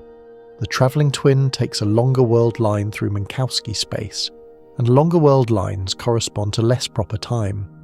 Some invoke the relativity of simultaneity, showing how events on Earth that seem simultaneous to the traveller are actually spread across time when analysed carefully. All these approaches are consistent, they're just different ways of slicing the same geometrical reality. For you, aboard your ship, the paradox is lived experience. If you have loved ones back on Earth, they're aging faster than you. Every day you spend at high velocity corresponds to multiple days, weeks, or years for them. When you eventually return, if you return, they might be old, they might be dead. The mathematics is implacable. This is the emotional core of the twin paradox. It's not just a puzzle about clocks, it's a meditation on loss, on the irreversibility of relativistic travel, on the price of velocity. We'll explore those emotional dimensions later. For now, note that the paradox is solved, but its implications are profound. Your twin, back on Earth, goes about their life, career, family, mundane joys and sorrows. You hurtle through space-time, clocks diverging, futures separating. The symmetry is broken because you chose to accelerate, and that choice has consequences that no amount of philosophy can undo. Let's walk through a concrete scenario to make the asymmetry vivid. Suppose you accelerate instantly to 90% of light speed, a physical impossibility but a useful simplification. Travel to a star 10 light-years away, turn around instantly, and return at the same speed. From Earth's perspective, the outbound journey takes about 11.1 years, 10 light-years divided by 0.9 c. The return takes another 11.1 years, total Earth time 22.2 years. From your perspective, length contraction shrinks the distance. The 10 light-years compress to about 4.36 light-years. At 0.9 c, you cover that distance in roughly 4.85 years. Round trip, 9.7 years. When you step off the ship, you've aged 9.7 years. Your twin has aged 22.2 years. Where does the asymmetry enter? At the turnaround. When you reverse direction, you're not simply swapping which frame is moving. You're changing frames entirely, jumping from an outbound inertial frame to an inbound inertial frame. During that transition, the relativity of simultaneity shifts dramatically. What counts as now on Earth lurches forward by many years in your perspective. This sudden shift accounts for the extra aging your twin experiences. The instant turnaround is unrealistic, of course. Real accelerations are gradual, and a proper analysis integrates the time dilation over the entire acceleration period. But the qualitative result is the same. The travelling twin ages less because their world line through space-time is different from the stay-at-home twin's world line. Another way to see this involves the space-time interval, the Minkowski equivalent of distance. In space-time, the interval between two events is invariant. It's the same for all observers. But proper time along a world line depends on that world line's shape. A straight world line through space-time, like the Earth twins, maximizes proper time between two events. A bent world line, like the travelling twins, has less proper time. You literally experience less time by travelling. This might seem counterintuitive. In ordinary space, a straight line is the shortest path between 2 points. In space-time, a straight world line is the longest proper time between two events. The geometry is hyperbolic rather than Euclidean, and our intuitions, honed in low-velocity everyday life, mislead us. You think about your twin back on Earth, unaware of the years slipping by relative to your dilated clock. The paradox was never really a paradox. It was a puzzle whose solution reveals something deep about the structure of space-time, and that structure, elegant and unforgiving, governs your journey. You've heard that acceleration breaks the symmetry. But what is acceleration really in the context of relativity? And why does it matter so much for resolving the twin paradox? In Newtonian physics, acceleration is straightforward, the rate of change of velocity. Push an object, it accelerates. Stop pushing, it continues at constant velocity. Acceleration is something you can feel. The press of a car seat as you speed up, the lurch of a plane during takeoff, the tug of brakes bringing you to a stop. In special relativity, acceleration is trickier. The Lorentz transformations relate to inertial frames in uniform motion without acceleration. An accelerating observer isn't in an inertial frame, they're transitioning between inertial frames one instant to the next. Analysing their experience requires stitching together infinitely many inertial frames, each valid for an instant, each slightly faster than the last. This stitching process reveals something profound. An accelerating observer experiences what's called proper acceleration, the acceleration they feel, the force pressing them into their seat. This proper acceleration is absolute, not relative. You can tell you're accelerating without looking outside. Drop a ball in an accelerating rocket and it falls toward the floor, or toward what feels like down. No external reference needed. Contrast this with velocity. Velocity is relative. You can't tell, just by local experiments, whether you're moving at constant velocity or stationary. Physics looks the same either way. But acceleration is different. Acceleration produces detectable effects. Forces, g-loads, the weight of objects in your hands. It breaks the symmetry between observers. This is why the travelling twin ages less. The travelling twin accelerates, at departure, at turnaround, at arrival. The Earth twin, approximately, doesn't. The traveller feels the forces, experiences the frame transitions, and accumulates less proper time. The Earth twin rests in an inertial frame and accumulates more. Einstein himself grappled with acceleration's role in relativity. Special relativity handles inertial frames, To include acceleration and gravity, Einstein developed general relativity, published in 1915. In general relativity, acceleration and gravity are intimately linked, a principle called the equivalence principle. Standing on Earth's surface, feeling your weight, is equivalent to accelerating upward in empty space. The physics is indistinguishable. This equivalence blurs the line between acceleration and gravity. Time dilation in a gravitational field resembles time dilation due to acceleration. Clocks deeper in a gravity well run slower, just as accelerating clocks run differently from inertial clocks. The twin paradox can be analysed purely using special relativity with careful frame stitching. But general relativity offers a unified framework that handles both velocity and gravity elegantly.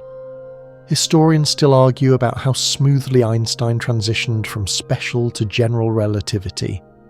Some accounts emphasise years of struggle, failed approaches, mathematical dead ends. Others highlight key insights, like the equivalence principle, that opened doors. Einstein famously described his happiest thought as imagining a person falling freely, weightless, and realising that gravity and acceleration were two faces of the same coin. There's a quirky consequence of the equivalence principle. If you're in a sealed room accelerating at 1g, the acceleration due to Earth's gravity, you can't tell whether you're on a rocket in space or standing on Earth. Objects fall, you feel weight, clocks tick at rates influenced by your position in the gravitational or acceleration gradient. Physics is the same either way. For your Starship journey, this matters. As you accelerate toward the stars, time dilation accumulates from both your velocity and your acceleration. The effects intertwine. Spending time accelerating at high g-forces affects your clocks differently than coasting at constant velocity. A full analysis requires integrating over your entire trajectory, accounting for every phase of thrust and drift. But the qualitative takeaway is clear. Acceleration is the symmetry breaker. It distinguishes the travelling twin from the stay-at-home twin. It provides an absolute reference, proper acceleration, in a theory otherwise built on relativity. And it leads ultimately to general relativity and the full unification of gravity, space and time. You feel the engine's thrust, a gentle pressure keeping you in your seat. That pressure is proper acceleration.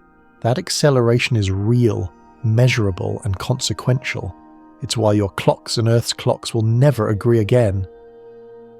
Let's push deeper into what happens during acceleration. Imagine you're aboard your ship, firing engines to accelerate at 1g, Earth-like gravity. You feel normal. Walking around the cabin, you'd swear you were on Earth's surface. Objects fall when dropped. You have weight. But from an external inertial observer's perspective, something strange is happening. Your velocity is increasing, approaching light speed asymptotically. As your velocity climbs, your clocks slow relative to the external observer. But from your perspective, accelerating at constant 1g, your clocks run normally. The reconciliation involves the frame stitching we mentioned. Each instant, you're in a new inertial frame, slightly faster than before. For long-duration journeys, constant 1g acceleration has appealing properties. It provides comfortable artificial gravity throughout the trip, and surprisingly, it can get you very far in reasonable subjective time. Accelerate at 1g for half the trip, then decelerate at 1g for the second half. Destination: anywhere in the observable universe, given enough fuel and time. Here's the math. At 1g, you'd reach half the speed of light in about a year of proper time. After 2 years, you'd be cruising at over 90% of light speed. After 10 years of proper time, you'd be at 99.999% of light speed, gamma exceeding 2000. Relativistic effects dominate. The catch is fuel. Accelerating continuously at 1g requires enormous energy, especially as you approach light speed and relativistic mass effects increase. No known propulsion system can sustain this. But the physics allows it in principle, and it's a useful thought experiment for understanding relativistic travel. During deceleration, the turnaround phase in the twin paradox, your acceleration reverses, but the physics is similar. You still feel force, still transition between frames, still experience time dilation differently from inertial observers. The symmetry remains broken.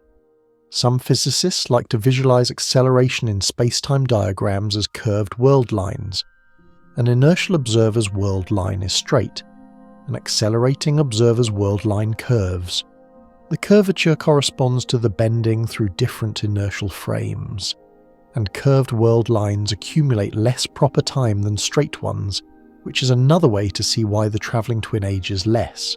You imagine your world line arcing through the four-dimensional manifold, bending at departure, bending again at turnaround, bending once more at arrival. Each bend represents acceleration. Each bend subtracts from your proper time. The geometry is destiny. The engines hum steadily. Your weight feels normal.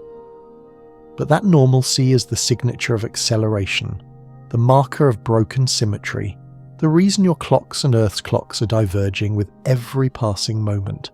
So far, we've dwelt mostly in the realm of special relativity, the physics of motion at constant velocities.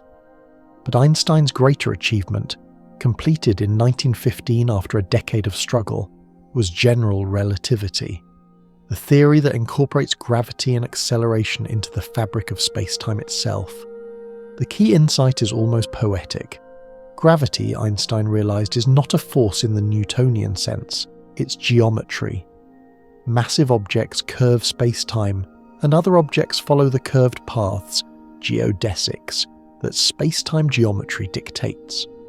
The Earth doesn't pull you down with a force, rather the mass of the Earth warps spacetime around it, and your natural motion through that curved spacetime leads you toward the surface.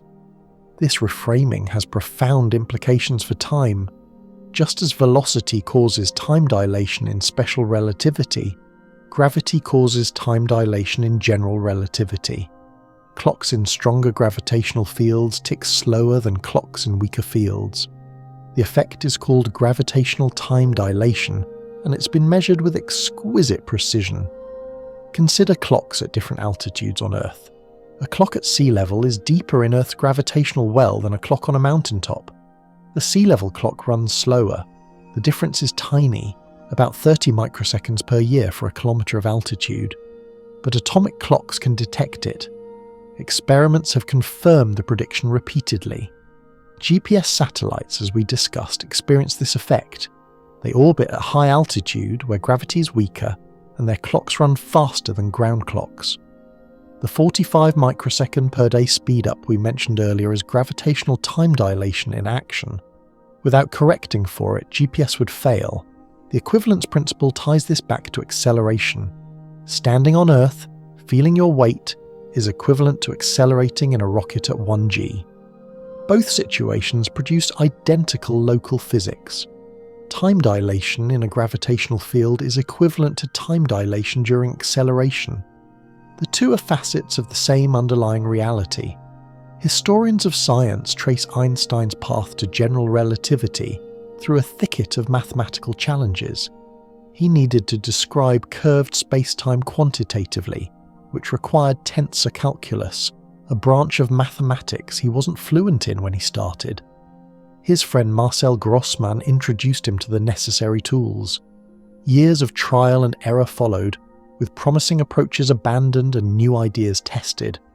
The final equations, the Einstein field equations, are elegant but formidable.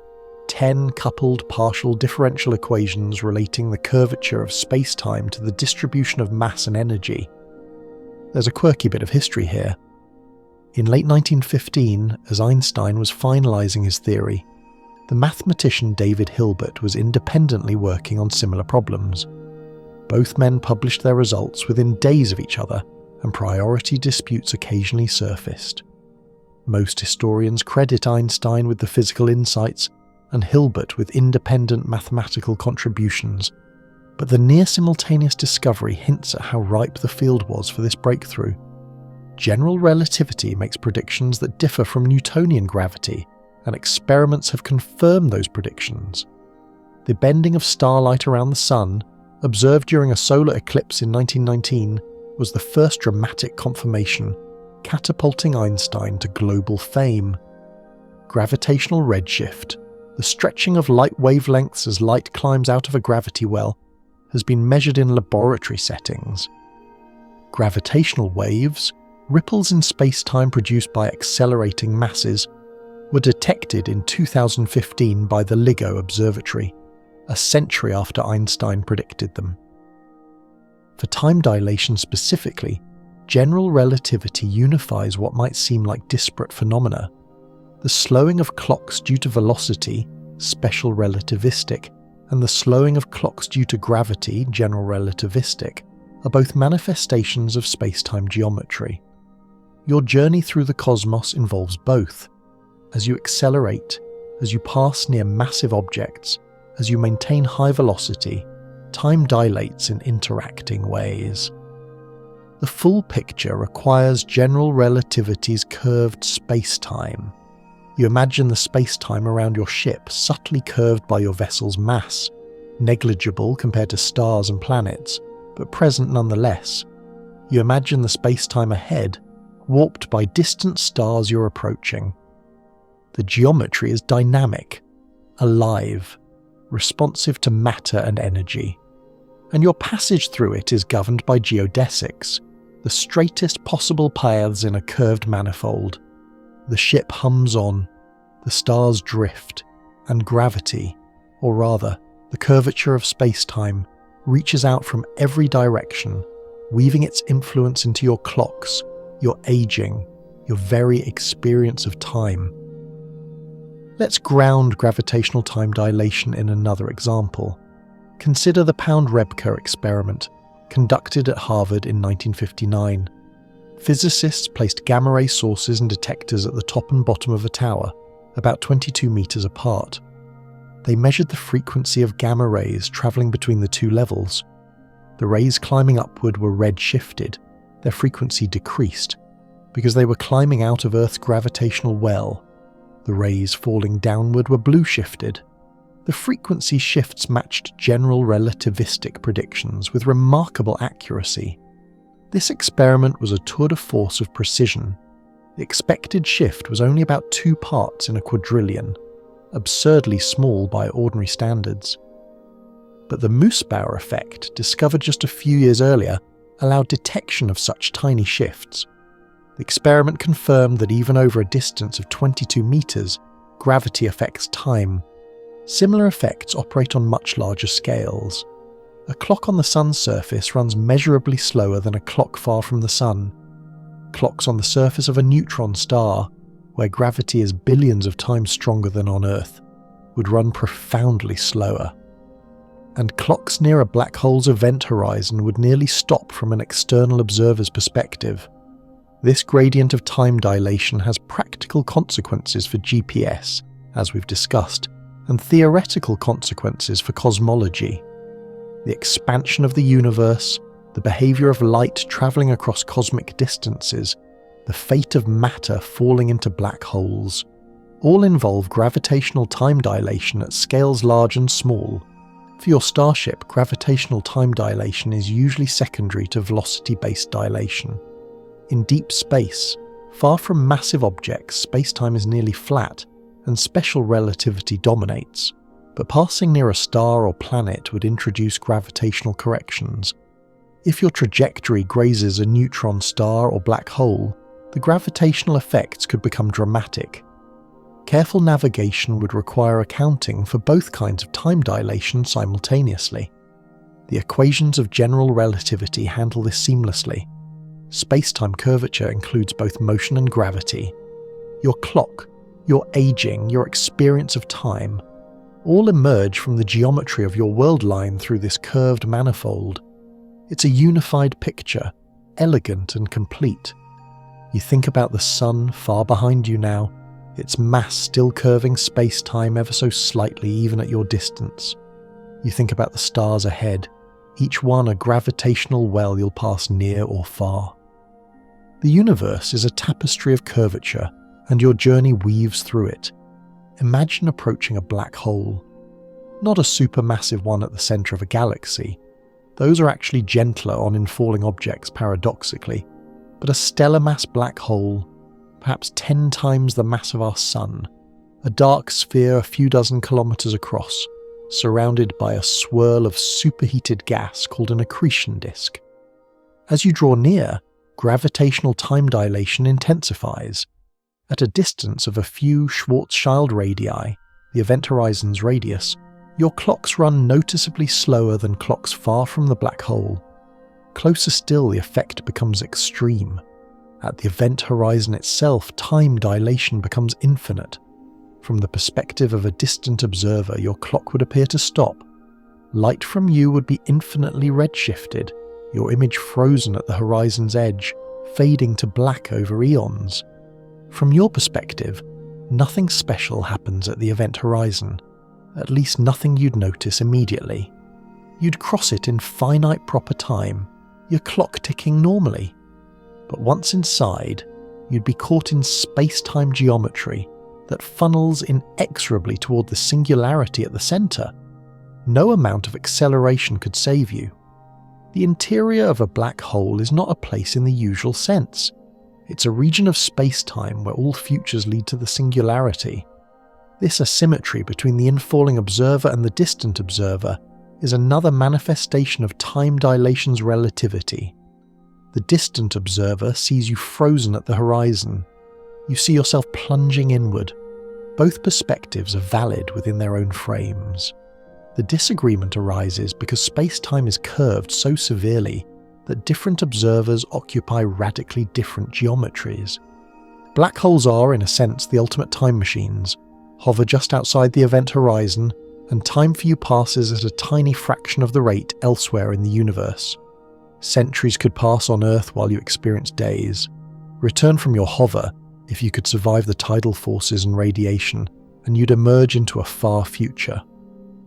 This scenario has been explored in science fiction, most famously in the film Interstellar, where astronauts orbiting a supermassive black hole experience hours while decades pass on Earth.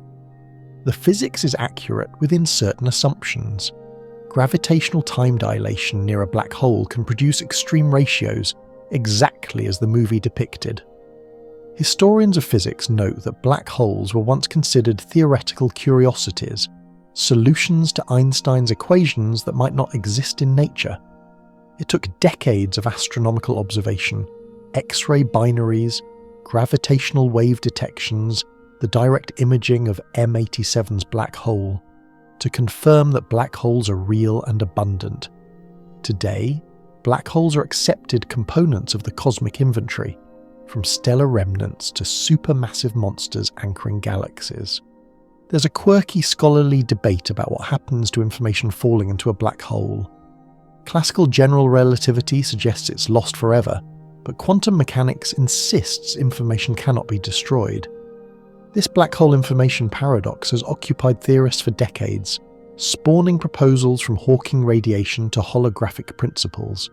The paradox remains unresolved, a frontier of physics where relativity and quantum mechanics collide. For your journey, black holes are navigational hazards, or opportunities depending on your goals.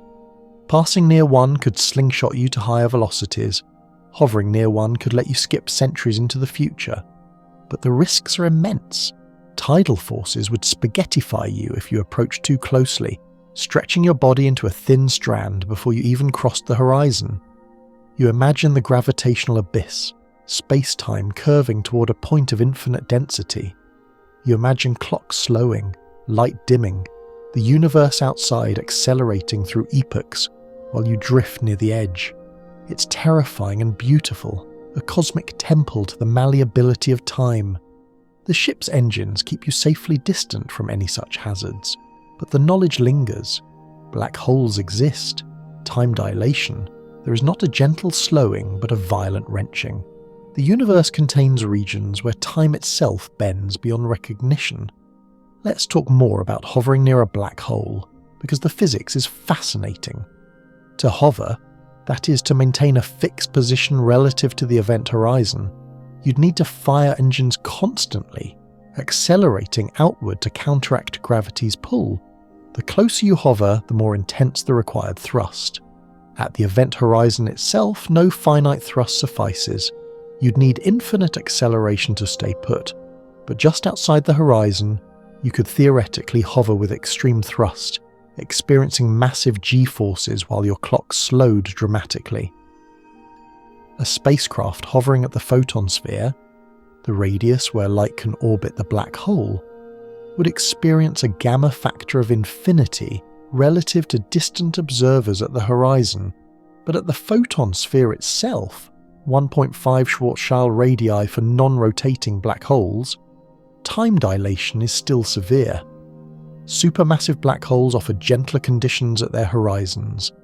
Because the Schwarzschild radius scales with mass while tidal forces scale inversely, a black hole millions of times the Sun's mass has relatively weak tidal forces at its horizon. An astronaut could cross the event horizon of a supermassive black hole without immediately feeling anything unusual, though of course, they'd never return. This is the scenario Interstellar exploits. The fictional black hole Gargantua is supermassive and spinning, with an accretion disk and planets orbiting at relativistic speeds. The filmmakers consulted physicist Kip Thorne to ensure scientific accuracy, resulting in visuals that are both striking and reasonably faithful to general relativistic predictions. Rotating black holes, described by the Kerr metric rather than the Schwarzschild metric, add further complexity. They drag space-time around with them, an effect called frame dragging. Near a rotating black hole, space-time itself swirls like water around a drain. This dragging affects orbits, light paths, and time dilation in intricate ways. For practical interstellar travel, black holes are probably not useful as time machines. The energy required to hover near one, the radiation environment of accretion disks, the navigational precision needed, all make the scenario prohibitive. But as thought experiments, black holes illuminate the extreme consequences of general relativity, showing how space-time can warp beyond all everyday intuition. Your ship sails on, far from any black hole, but the universe is dotted with them, remnants of massive stars, anchors of galaxies, hidden unless betrayed by gravitational effects or in falling matter. Each one is a monument to Einstein's equations, a region where time bends so severely that the very concept strains. The stars continue their slow drift, the engines hum their eternal note, and somewhere in the dark black holes wait, their horizons frozen in the perception of distant observers, their interiors realms where time has lost all familiar meaning. Let's leave black holes behind and think about where you might actually be going. Interstellar travel, the dream of reaching stars beyond our sun, has captivated humanity for centuries. With relativistic velocities, time dilation becomes not just a curiosity but a practical consideration. How much time would you experience on a trip to Alpha Centauri, to the galactic centre, to the edge of the observable universe? Alpha Centauri, the nearest star system to our Sun, lies about 4.37 light-years away. At conventional spacecraft speeds, say 20 kilometers per second, which is roughly what our fastest probes achieve, the journey would take about 65,000 years. Clearly we need something faster. Project Daedalus, a theoretical study conducted by the British Interplanetary Society in the 1970s, proposed a fusion-powered spacecraft that could reach 12% of light speed. At that velocity, the trip to Alpha Centauri would take about 36 years in the Earth frame. Time dilation at 0.12 c is modest. Gamma is only about 1.007, so shipboard time wouldn't differ much from Earth time. Astronauts would experience essentially the same duration. But push to higher velocities, and the benefits compound. At 90% of light speed, the 4.37 light-year journey takes about 4.9 years in the Earth frame. But gamma is 2.29, so the crew experiences only about 2.1 years. At 99% of light speed, Earth time is about 4.4 years, but crew time shrinks to about 0.6 years, just 7 months. These numbers assume instantaneous acceleration and deceleration, which is unphysical. Real trajectories involve prolonged acceleration phases, during which velocities climb gradually. But the qualitative point holds. The faster you go, the less subjective time the journey takes. Breakthrough Starshot, a modern initiative announced in 2016, proposes sending tiny, gram-scale probes to Alpha Centauri at 20% of light speed, propelled by ground-based lasers. At that velocity, the probes would reach the star system in about 20 years. No humans aboard, the probes are too small, but they could return images and data. It's a first step toward interstellar exploration. For human travellers, the engineering challenges are immense. Accelerating anything substantial to relativistic velocities requires enormous energy. Protecting crews from cosmic radiation at high speeds is unsolved. Life support for multi-year journeys is complex. But none of these are forbidden by physics. They're engineering problems, not fundamental barriers. Historians of spaceflight often divide the field into the practical and the visionary.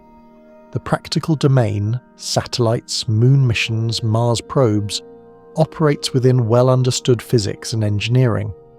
The visionary domain, interstellar travel, warp drives, colonizing distant galaxies, pushes into regions where current technology is inadequate, but future technology might not be. Time dilation belongs to the visionary domain, a phenomenon that would profoundly shape any relativistic journey. There's a quirky proposal worth mentioning: generation ships. Rather than reaching stars within a single lifetime, generation ships would carry populations that reproduce over centuries, with only distant descendants arriving at the destination. Time dilation is irrelevant for these vessels because they travel slowly. But if future propulsion systems allow relativistic speeds, generation ships become unnecessary. A single crew could reach distant stars still young thanks to the time dilation that seemed so paradoxical when Einstein first described it.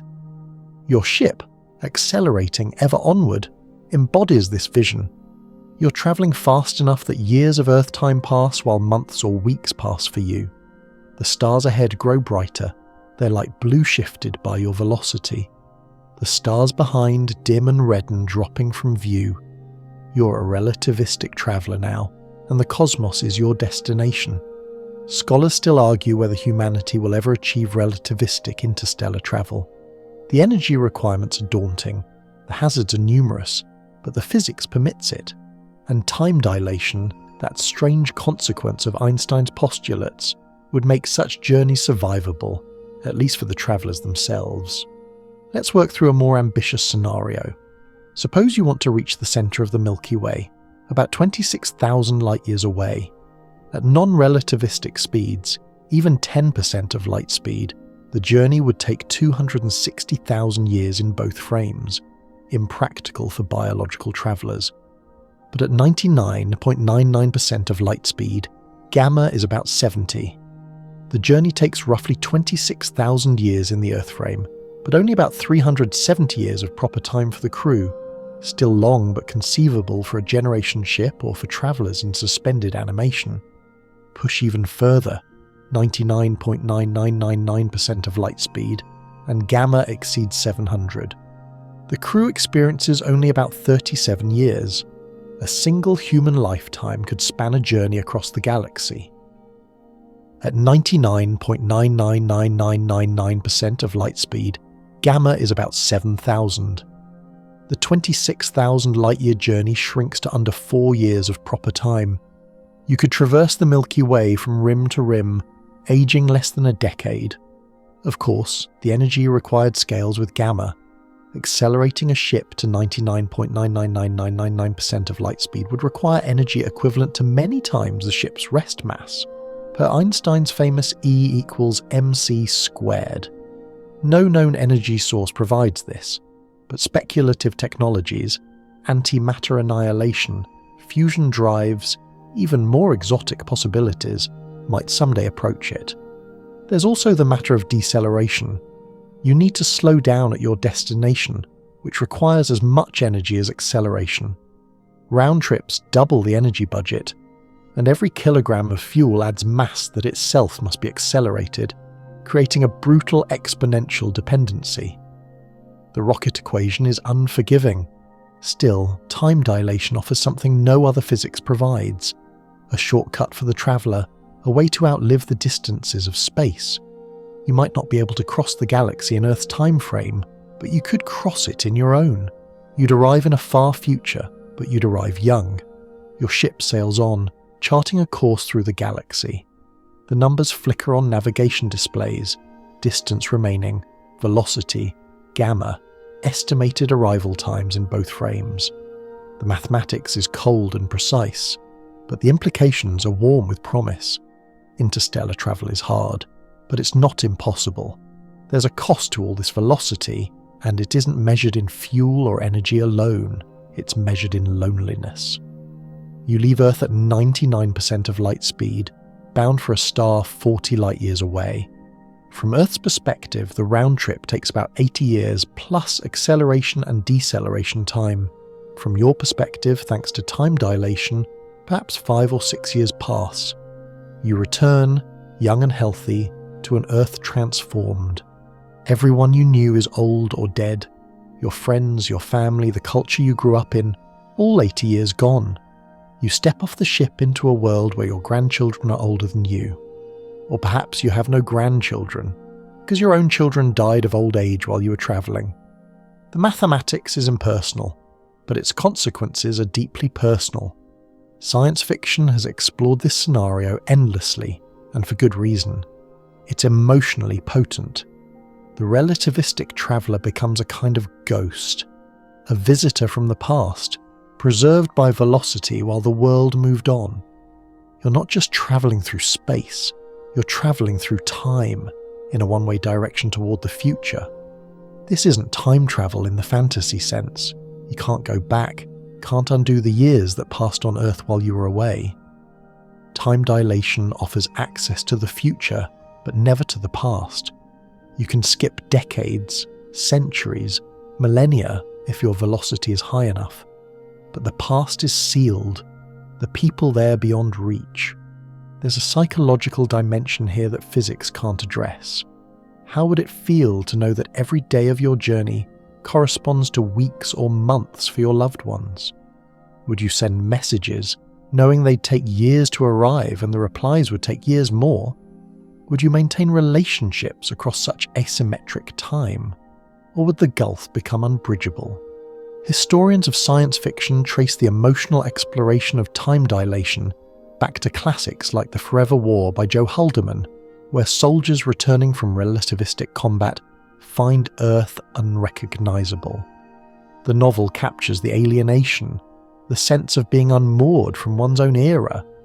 It's not just about physics, it's about identity, belonging, the human need for continuity with community. There's a quirky but profound observation here. If interstellar civilizations exist, and if they communicate across light years, they must contend with similar asymmetries. A message sent to a colony 40 light years away takes 40 years to arrive. A reply takes another 40 years. By the time you receive an answer, 80 years have passed on your end, though only seconds for the photons carrying the message. Civilizations spanning light years would be civilizations spanning time, their coherence stretched by the delays light imposes. For you, aboard your ship, the loneliness is theoretical for now. You imagine the years piling up on Earth, the changes accumulating, the people aging without you. You're suspended in relativistic amber, time stretching around you while the universe ages at its own pace.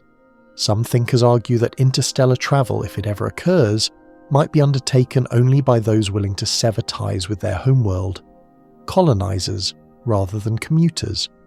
People who accept that they're leaving not just a place but an era, embarking on a one-way journey into the future. The psychological profile for such travellers would be unusual, adventurous enough to embrace the unknown, stoic enough to accept permanent loss. You think about your twin back on Earth, or perhaps no longer back on Earth, but forward in time, older than you'll ever catch up to. The twin paradox isn't just about clocks, it's about lives diverging, about the fracturing of shared experience. Time dilation makes interstellar travel possible, but exacts a price in human terms. The stars burn on, indifferent, the engines hum, and the years that won't pass for you are passing for everyone else, inexorably, inevitably. Let's consider the communication problem more concretely. Suppose you're travelling at 90% of light speed toward a star 20 light-years away. From Earth's perspective, your journey takes about 22 years. From your perspective, about 9.6 years. If you send a radio message back to Earth the moment you arrive, that message takes 20 years to reach Earth. By the time Earth receives it, 42 years have passed since your departure, 22 for the journey plus 20 for the signal, but for you only 9.6 years have elapsed. Now suppose Earth replies immediately. That reply takes another 20 years to reach you, but you're no longer at the destination. You've perhaps started your return journey. Depending on your trajectory, the reply might catch you en route, but the timing is complex. In any case, 20 years of the light travel time is added to every exchange. This makes conversation impossible in any real-time sense. You can send reports, updates, perhaps recordings of experiences. Earth can send news, entertainment, perhaps instructions. But the lag is measured in decades. By the time you hear a response to a question, the person who answered might be dead. Relationships strain under such conditions. Romantic partners can't sustain connection across decades of silence. Friendships fade. Even professional collaborations become difficult when every exchange takes a human lifetime. The relativistic traveller is not just distant in space, but distant in time. Some science fiction proposes solutions: faster-than-light communication, quantum entanglement links, wormholes threading space-time. None of these are supported by current physics. Quantum entanglement in particular cannot transmit information faster than light despite popular misconceptions. The isolation of relativistic travellers may be inherent to the universe's structure. There's also the cultural dimension. You leave Earth in 2050, you return in 2030, having experienced only 10 years. Earth's politics, technology, art, language, all have evolved. You might not understand the slang, you might not recognise the institutions, you might be a historical curiosity, a relic of a past era, studied more than befriended. This is the hidden cost of time dilation. It makes the stars reachable, but makes home irretrievable. You trade your present for a future, your community for a destination. It's a bargain some might accept. Explorers, exiles, those with nothing left to lose. But it's a bargain with teeth. You stare out at the stars, beautiful and beckoning. You know the price now, and you wonder whether it's worth paying. Not everyone accepts time dilation as an unbreakable barrier. Theorists and dreamers have proposed ways to sidestep it, to travel faster than light, to evade the loneliness of relativistic journeys. Most of these proposals fall apart under scrutiny, but some linger at the edges of speculative physics, neither proven possible nor definitely impossible. Consider tachyons, hypothetical particles that travel faster than light by virtue of having imaginary mass. In special relativity, the equations permit solutions with velocities exceeding c, but those solutions require mass expressed as an imaginary number, the square root of a negative. What this would mean physically is unclear. No tachyon has ever been detected, and their existence would raise thorny causality problems, potentially allowing signals to arrive before they were sent. Physicists mostly treat tachyons as mathematical curiosities rather than real particles. But the history of physics includes many examples of impossibilities that later became routine. The positron, antimatter counterpart of the electron, was once considered absurd before its discovery. Dark energy driving the universe's accelerating expansion was unimaginable a few decades ago. Could tachyons join this list? Most physicists say no, but the history of the field counsels humility. Then there's the Alcubierre warp drive, proposed by physicist Miguel Alcubierre in 1994. The idea is to warp space-time itself, creating a bubble that contracts space ahead of the ship and expands space behind. The ship doesn't move through space in the conventional sense. Space moves around the ship.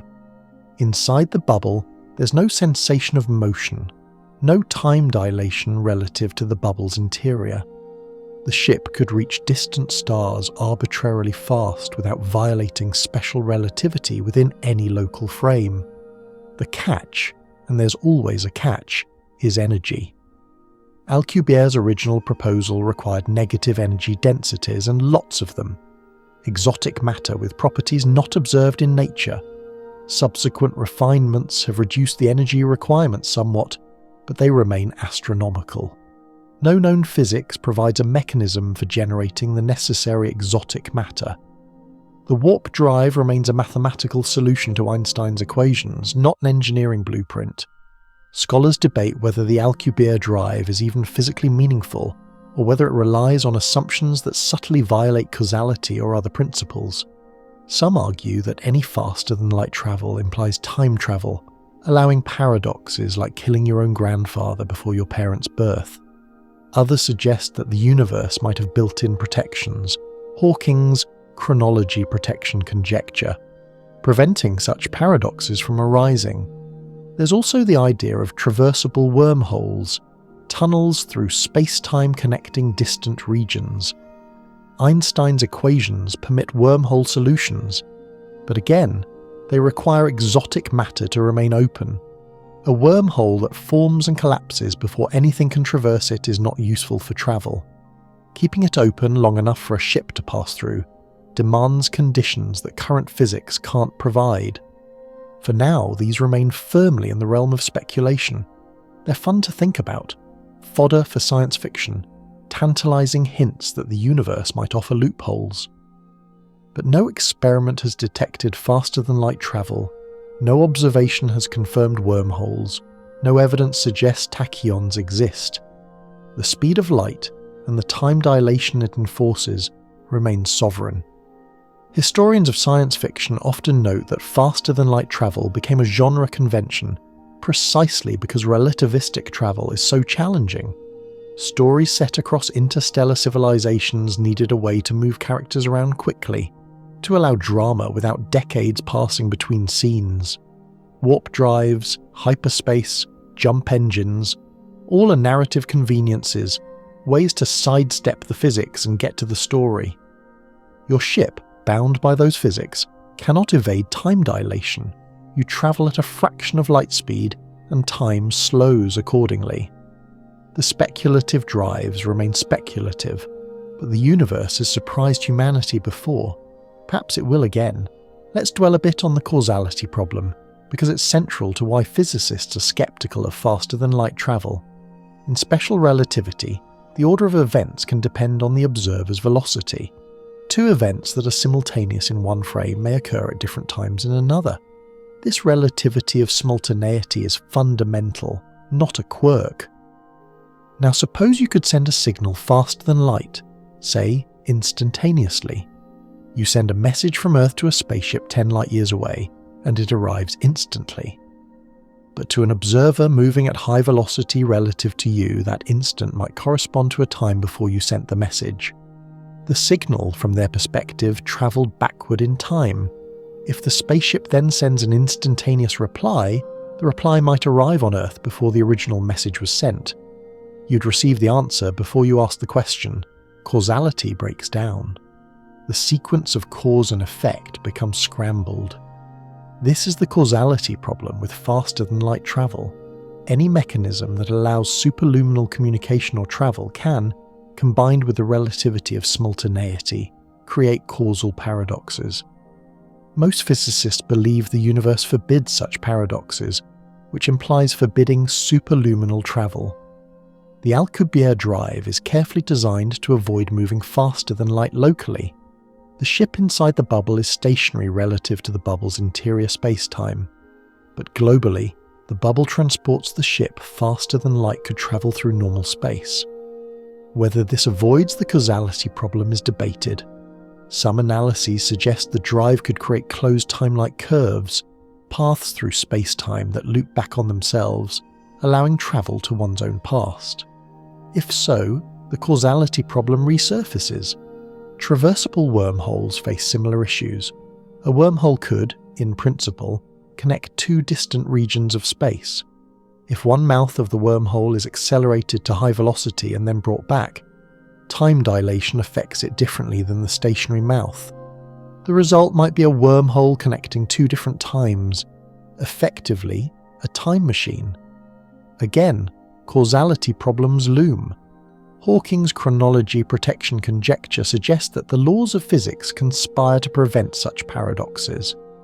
Quantum effects might destabilize any configuration that threatens causality, collapsing wormholes or disrupting warp bubbles before they become dangerous. This conjecture remains unproven, but many physicists find it plausible. For now, these remain open questions at the frontier of theoretical physics. Your ship obeys the known laws, travelling below light speed, experiencing time dilation. The speculative alternatives remain just that, speculations beautiful and unverified. The universe keeps its secrets and time dilation endures. Philosophers have long wrestled with the nature of time. Is it real, a feature of the universe independent of our minds? Or is it an illusion, a useful construct our brains impose on experience? Does time flow, carrying us from past to future? Or is the flow itself a misconception? The universe a static four-dimensional block in which all moments exist equally? Time dilation sharpens these questions. If different observers experience time passing at different rates, what does that say about time's reality? Is there a true rate at which time passes, an objective cosmic clock ticking in the background? Or is the rate of time's passage always relative, always dependent on the observer's motion and gravitational context? Einstein himself was famously ambivalent about these philosophical questions. He engaged with philosophers, corresponded with them, but often deflected metaphysical queries toward the operational definitions physics provided. What is time? It's what clocks measure. What do clocks measure? The intervals along world lines through space-time. The circularity is intentional. Physics defines time by its measurements, not by its essence. Some philosophers embrace the block universe interpretation suggested by Minkowski's spacetime. In this view, past, present, and future are equally real. Your childhood, your death, and every moment between exist together in the four-dimensional manifold. The sensation of time's flow is an artifact of consciousness, a quirk of how brains process sequential information. Nothing truly passes, we simply experience different slices of the block. This interpretation is deterministic in flavour. If the entire block exists, then future events are as fixed as past events. The future is already out there, waiting to be experienced. Free will, in this picture, becomes problematic. How can you choose differently if the choice is already inscribed in space-time? Other philosophers resist the block universe, defending the reality of the present moment, the openness of the future, the pastness of the past. They point to quantum mechanics, where the future seems genuinely indeterminate until observation collapses the wave function. They argue that the block universe is a mathematical abstraction, not a metaphysical truth. Historians of philosophy trace these debates back long before Einstein, to ancient arguments about fatalism and free will, to Augustine's meditations on time, to Kant's claim that time is a form of intuition rather than a feature of reality. Relativity doesn't resolve these debates, it enriches them, adding new puzzles for philosophers to chew. There's a quirky corner of this debate involving the Rietvik-Putnam argument. Named after philosophers who formalised it, the argument suggests that relativity implies the future is as real as the present because, for some observers, our future is their present. If their present is real and their present includes our future, then our future must be real too. The argument has been contested and refined, but it captures the way time dilation unsettles intuitive notions. For you, aboard your ship, these debates might seem abstract. You're living time dilation, experiencing its effects on your clocks and aging. Does it matter whether philosophers call time real or illusory? Your journey continues either way. And yet, there's something profound in sitting with the question. If time is a dimension like space, then your journey through time is as real as your journey through space. You're not just travelling to a distant star, you're travelling into the future. The distinction between space travel and time travel blurs. Every voyage at relativistic speeds is, in some sense, a voyage through time. The engines hum, the stars drift, and the nature of time, that most intimate of mysteries, remains tantalizingly unresolved. Let's explore the block universe a bit more because it's central to how physicists often think about space-time. In a block universe, the four-dimensional manifold contains all events, past, present, and future, as fixed points. Nothing changes within the block. Change is an illusion created by conscious experience moving along world lines. This view has strange implications. Your birth exists at certain space-time coordinates. Your death exists at other coordinates. Both are equally real in the block. The sensation that your birth is over and your death is yet to come is a property of your consciousness, not of the universe. Some physicists find this view unsettling. Others find it liberating.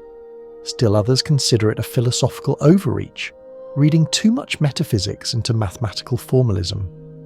The equations of relativity don't require the block universe interpretation.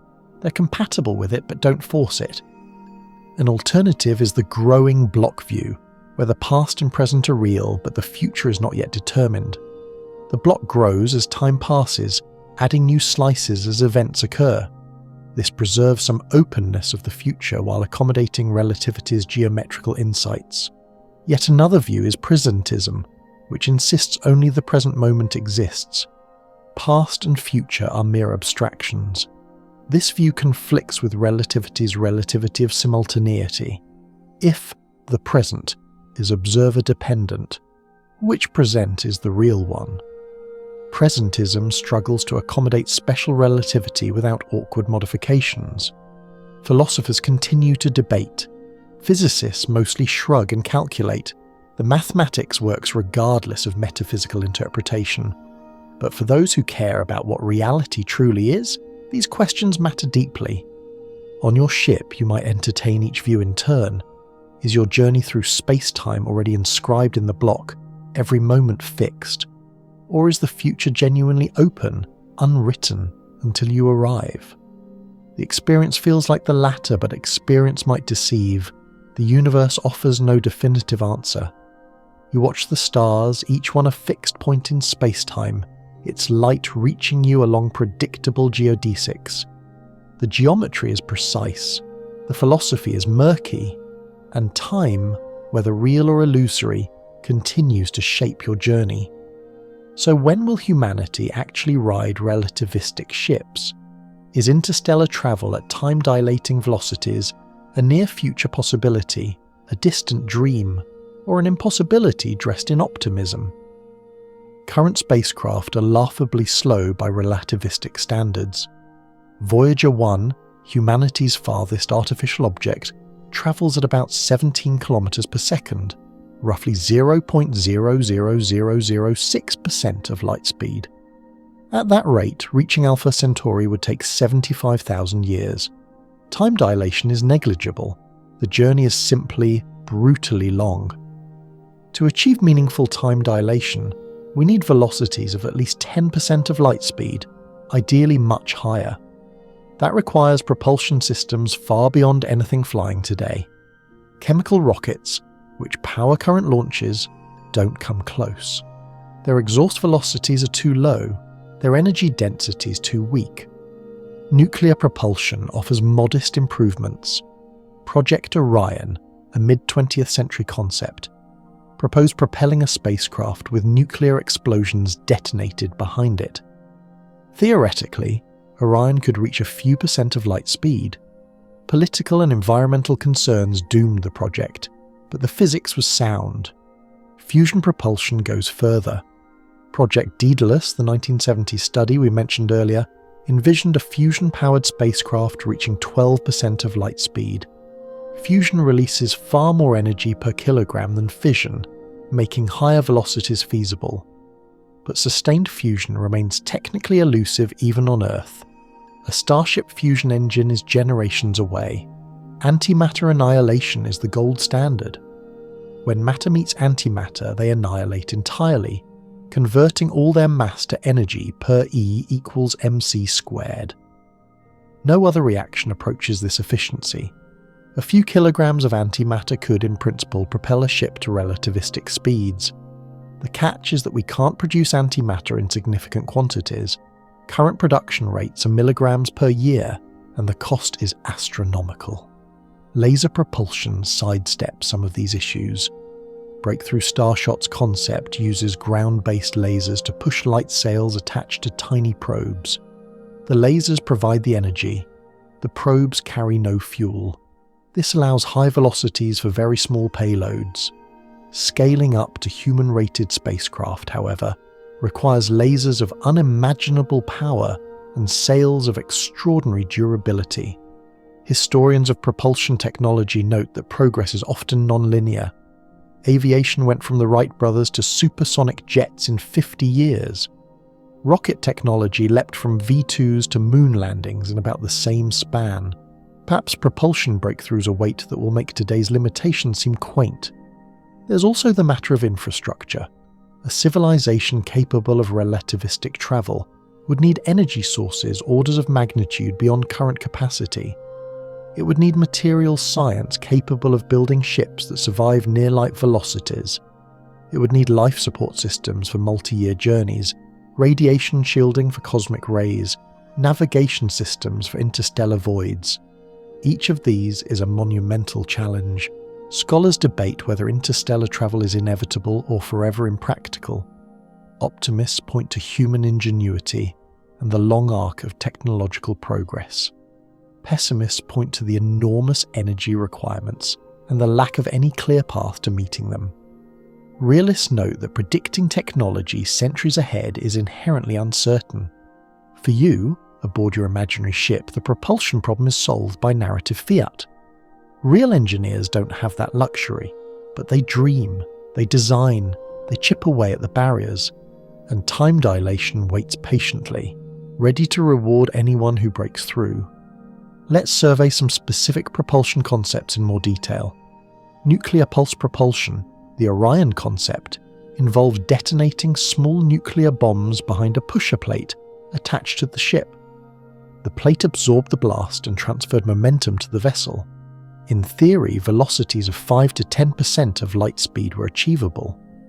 The Partial Nuclear Test Ban Treaty of 1963 effectively killed the project, prohibiting nuclear explosions in space. But the physics remains intriguing.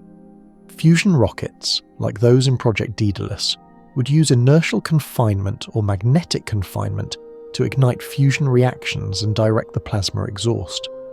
The specific impulse, a measure of propulsion efficiency, is vastly higher than chemical or fission rockets. Daedalus proposed reaching 12% of light speed, enough for a journey to Barnard's star in about 50 years. The crew wouldn't experience significant time dilation, but the concept demonstrates what advanced propulsion could achieve. Antimatter rockets take the idea further, annihilating positrons and electrons or protons and antiprotons releases energy with near-perfect efficiency.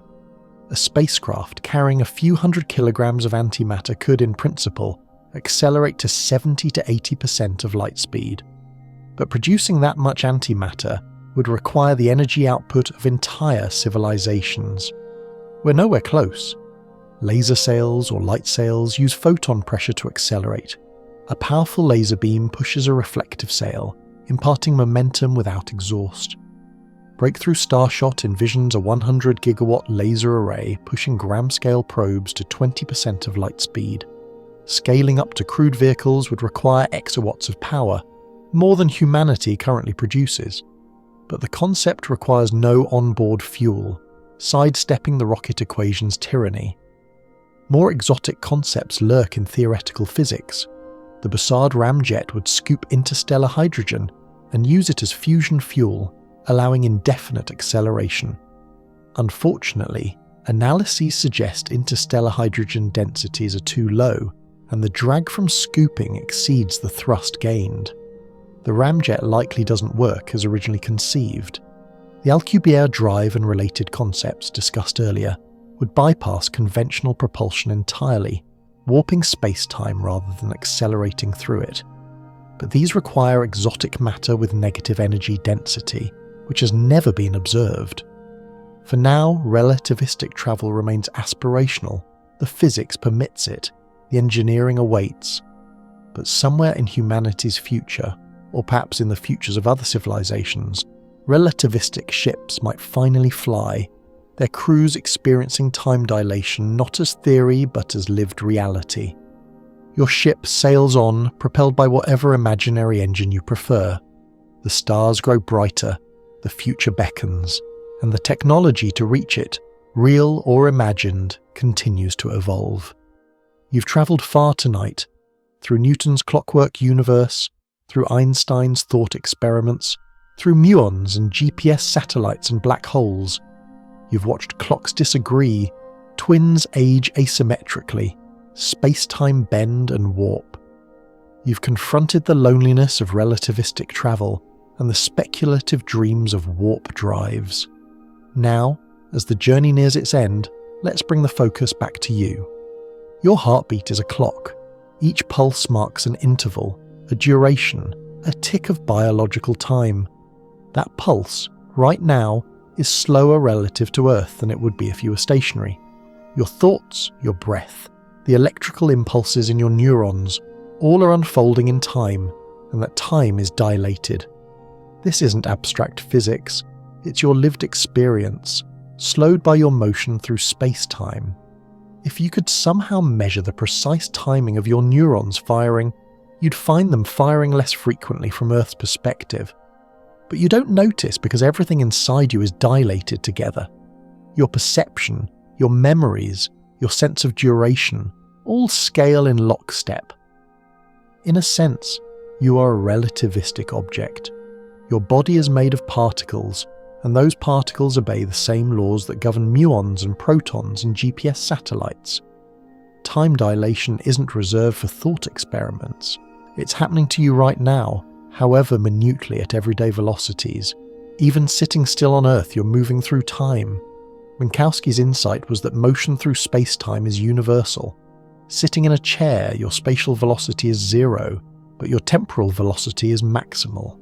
You're aging at the fastest possible rate, 1 second per second, marching through time with nothing stolen by motion through space.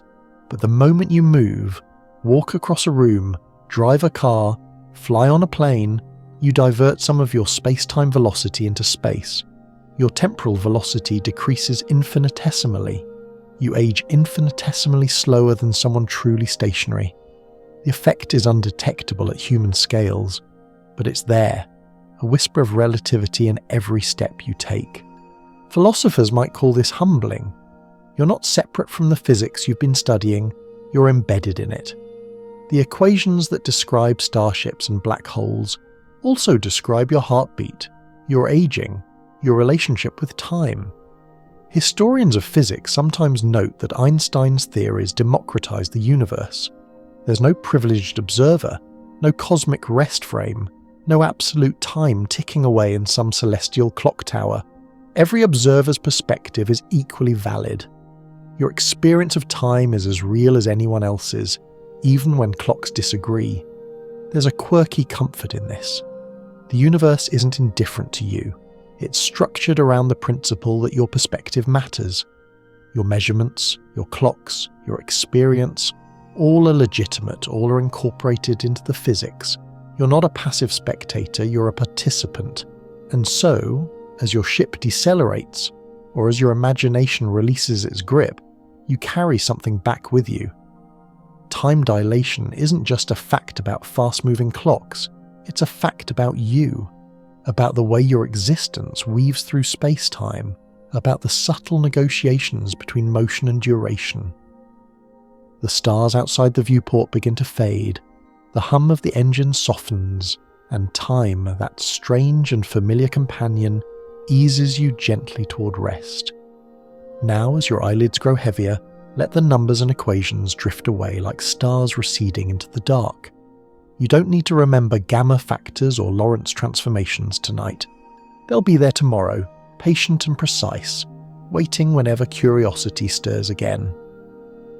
For now, there's only the gentle pull of rest, the slowing of your breath, the quieting of your thoughts. Imagine space-time itself softening around you, cradling you in its four-dimensional embrace. The universe, vast and ancient, has been telling you its secrets, and now it hushes, content to let you sleep. Time dilates in dreams as well, stretching moments into hours, compressing hours into instants. Perhaps you'll dream of starlight and distant worlds, of clocks ticking at different rates, of twins reuniting across years of divergence. Or perhaps you'll dream of nothing at all, simply resting in the silence between thoughts. Either way, you've journeyed far tonight, through physics and philosophy, through history and speculation, through the intimate strangeness of time itself, and now, like a ship easing into harbour, you drift towards stillness. The engines are quiet, the stars are dim, and time, no longer hurrying, settles around you like a blanket. Sleep well, traveller. Sweet dreams await in whatever frame of reference you find them.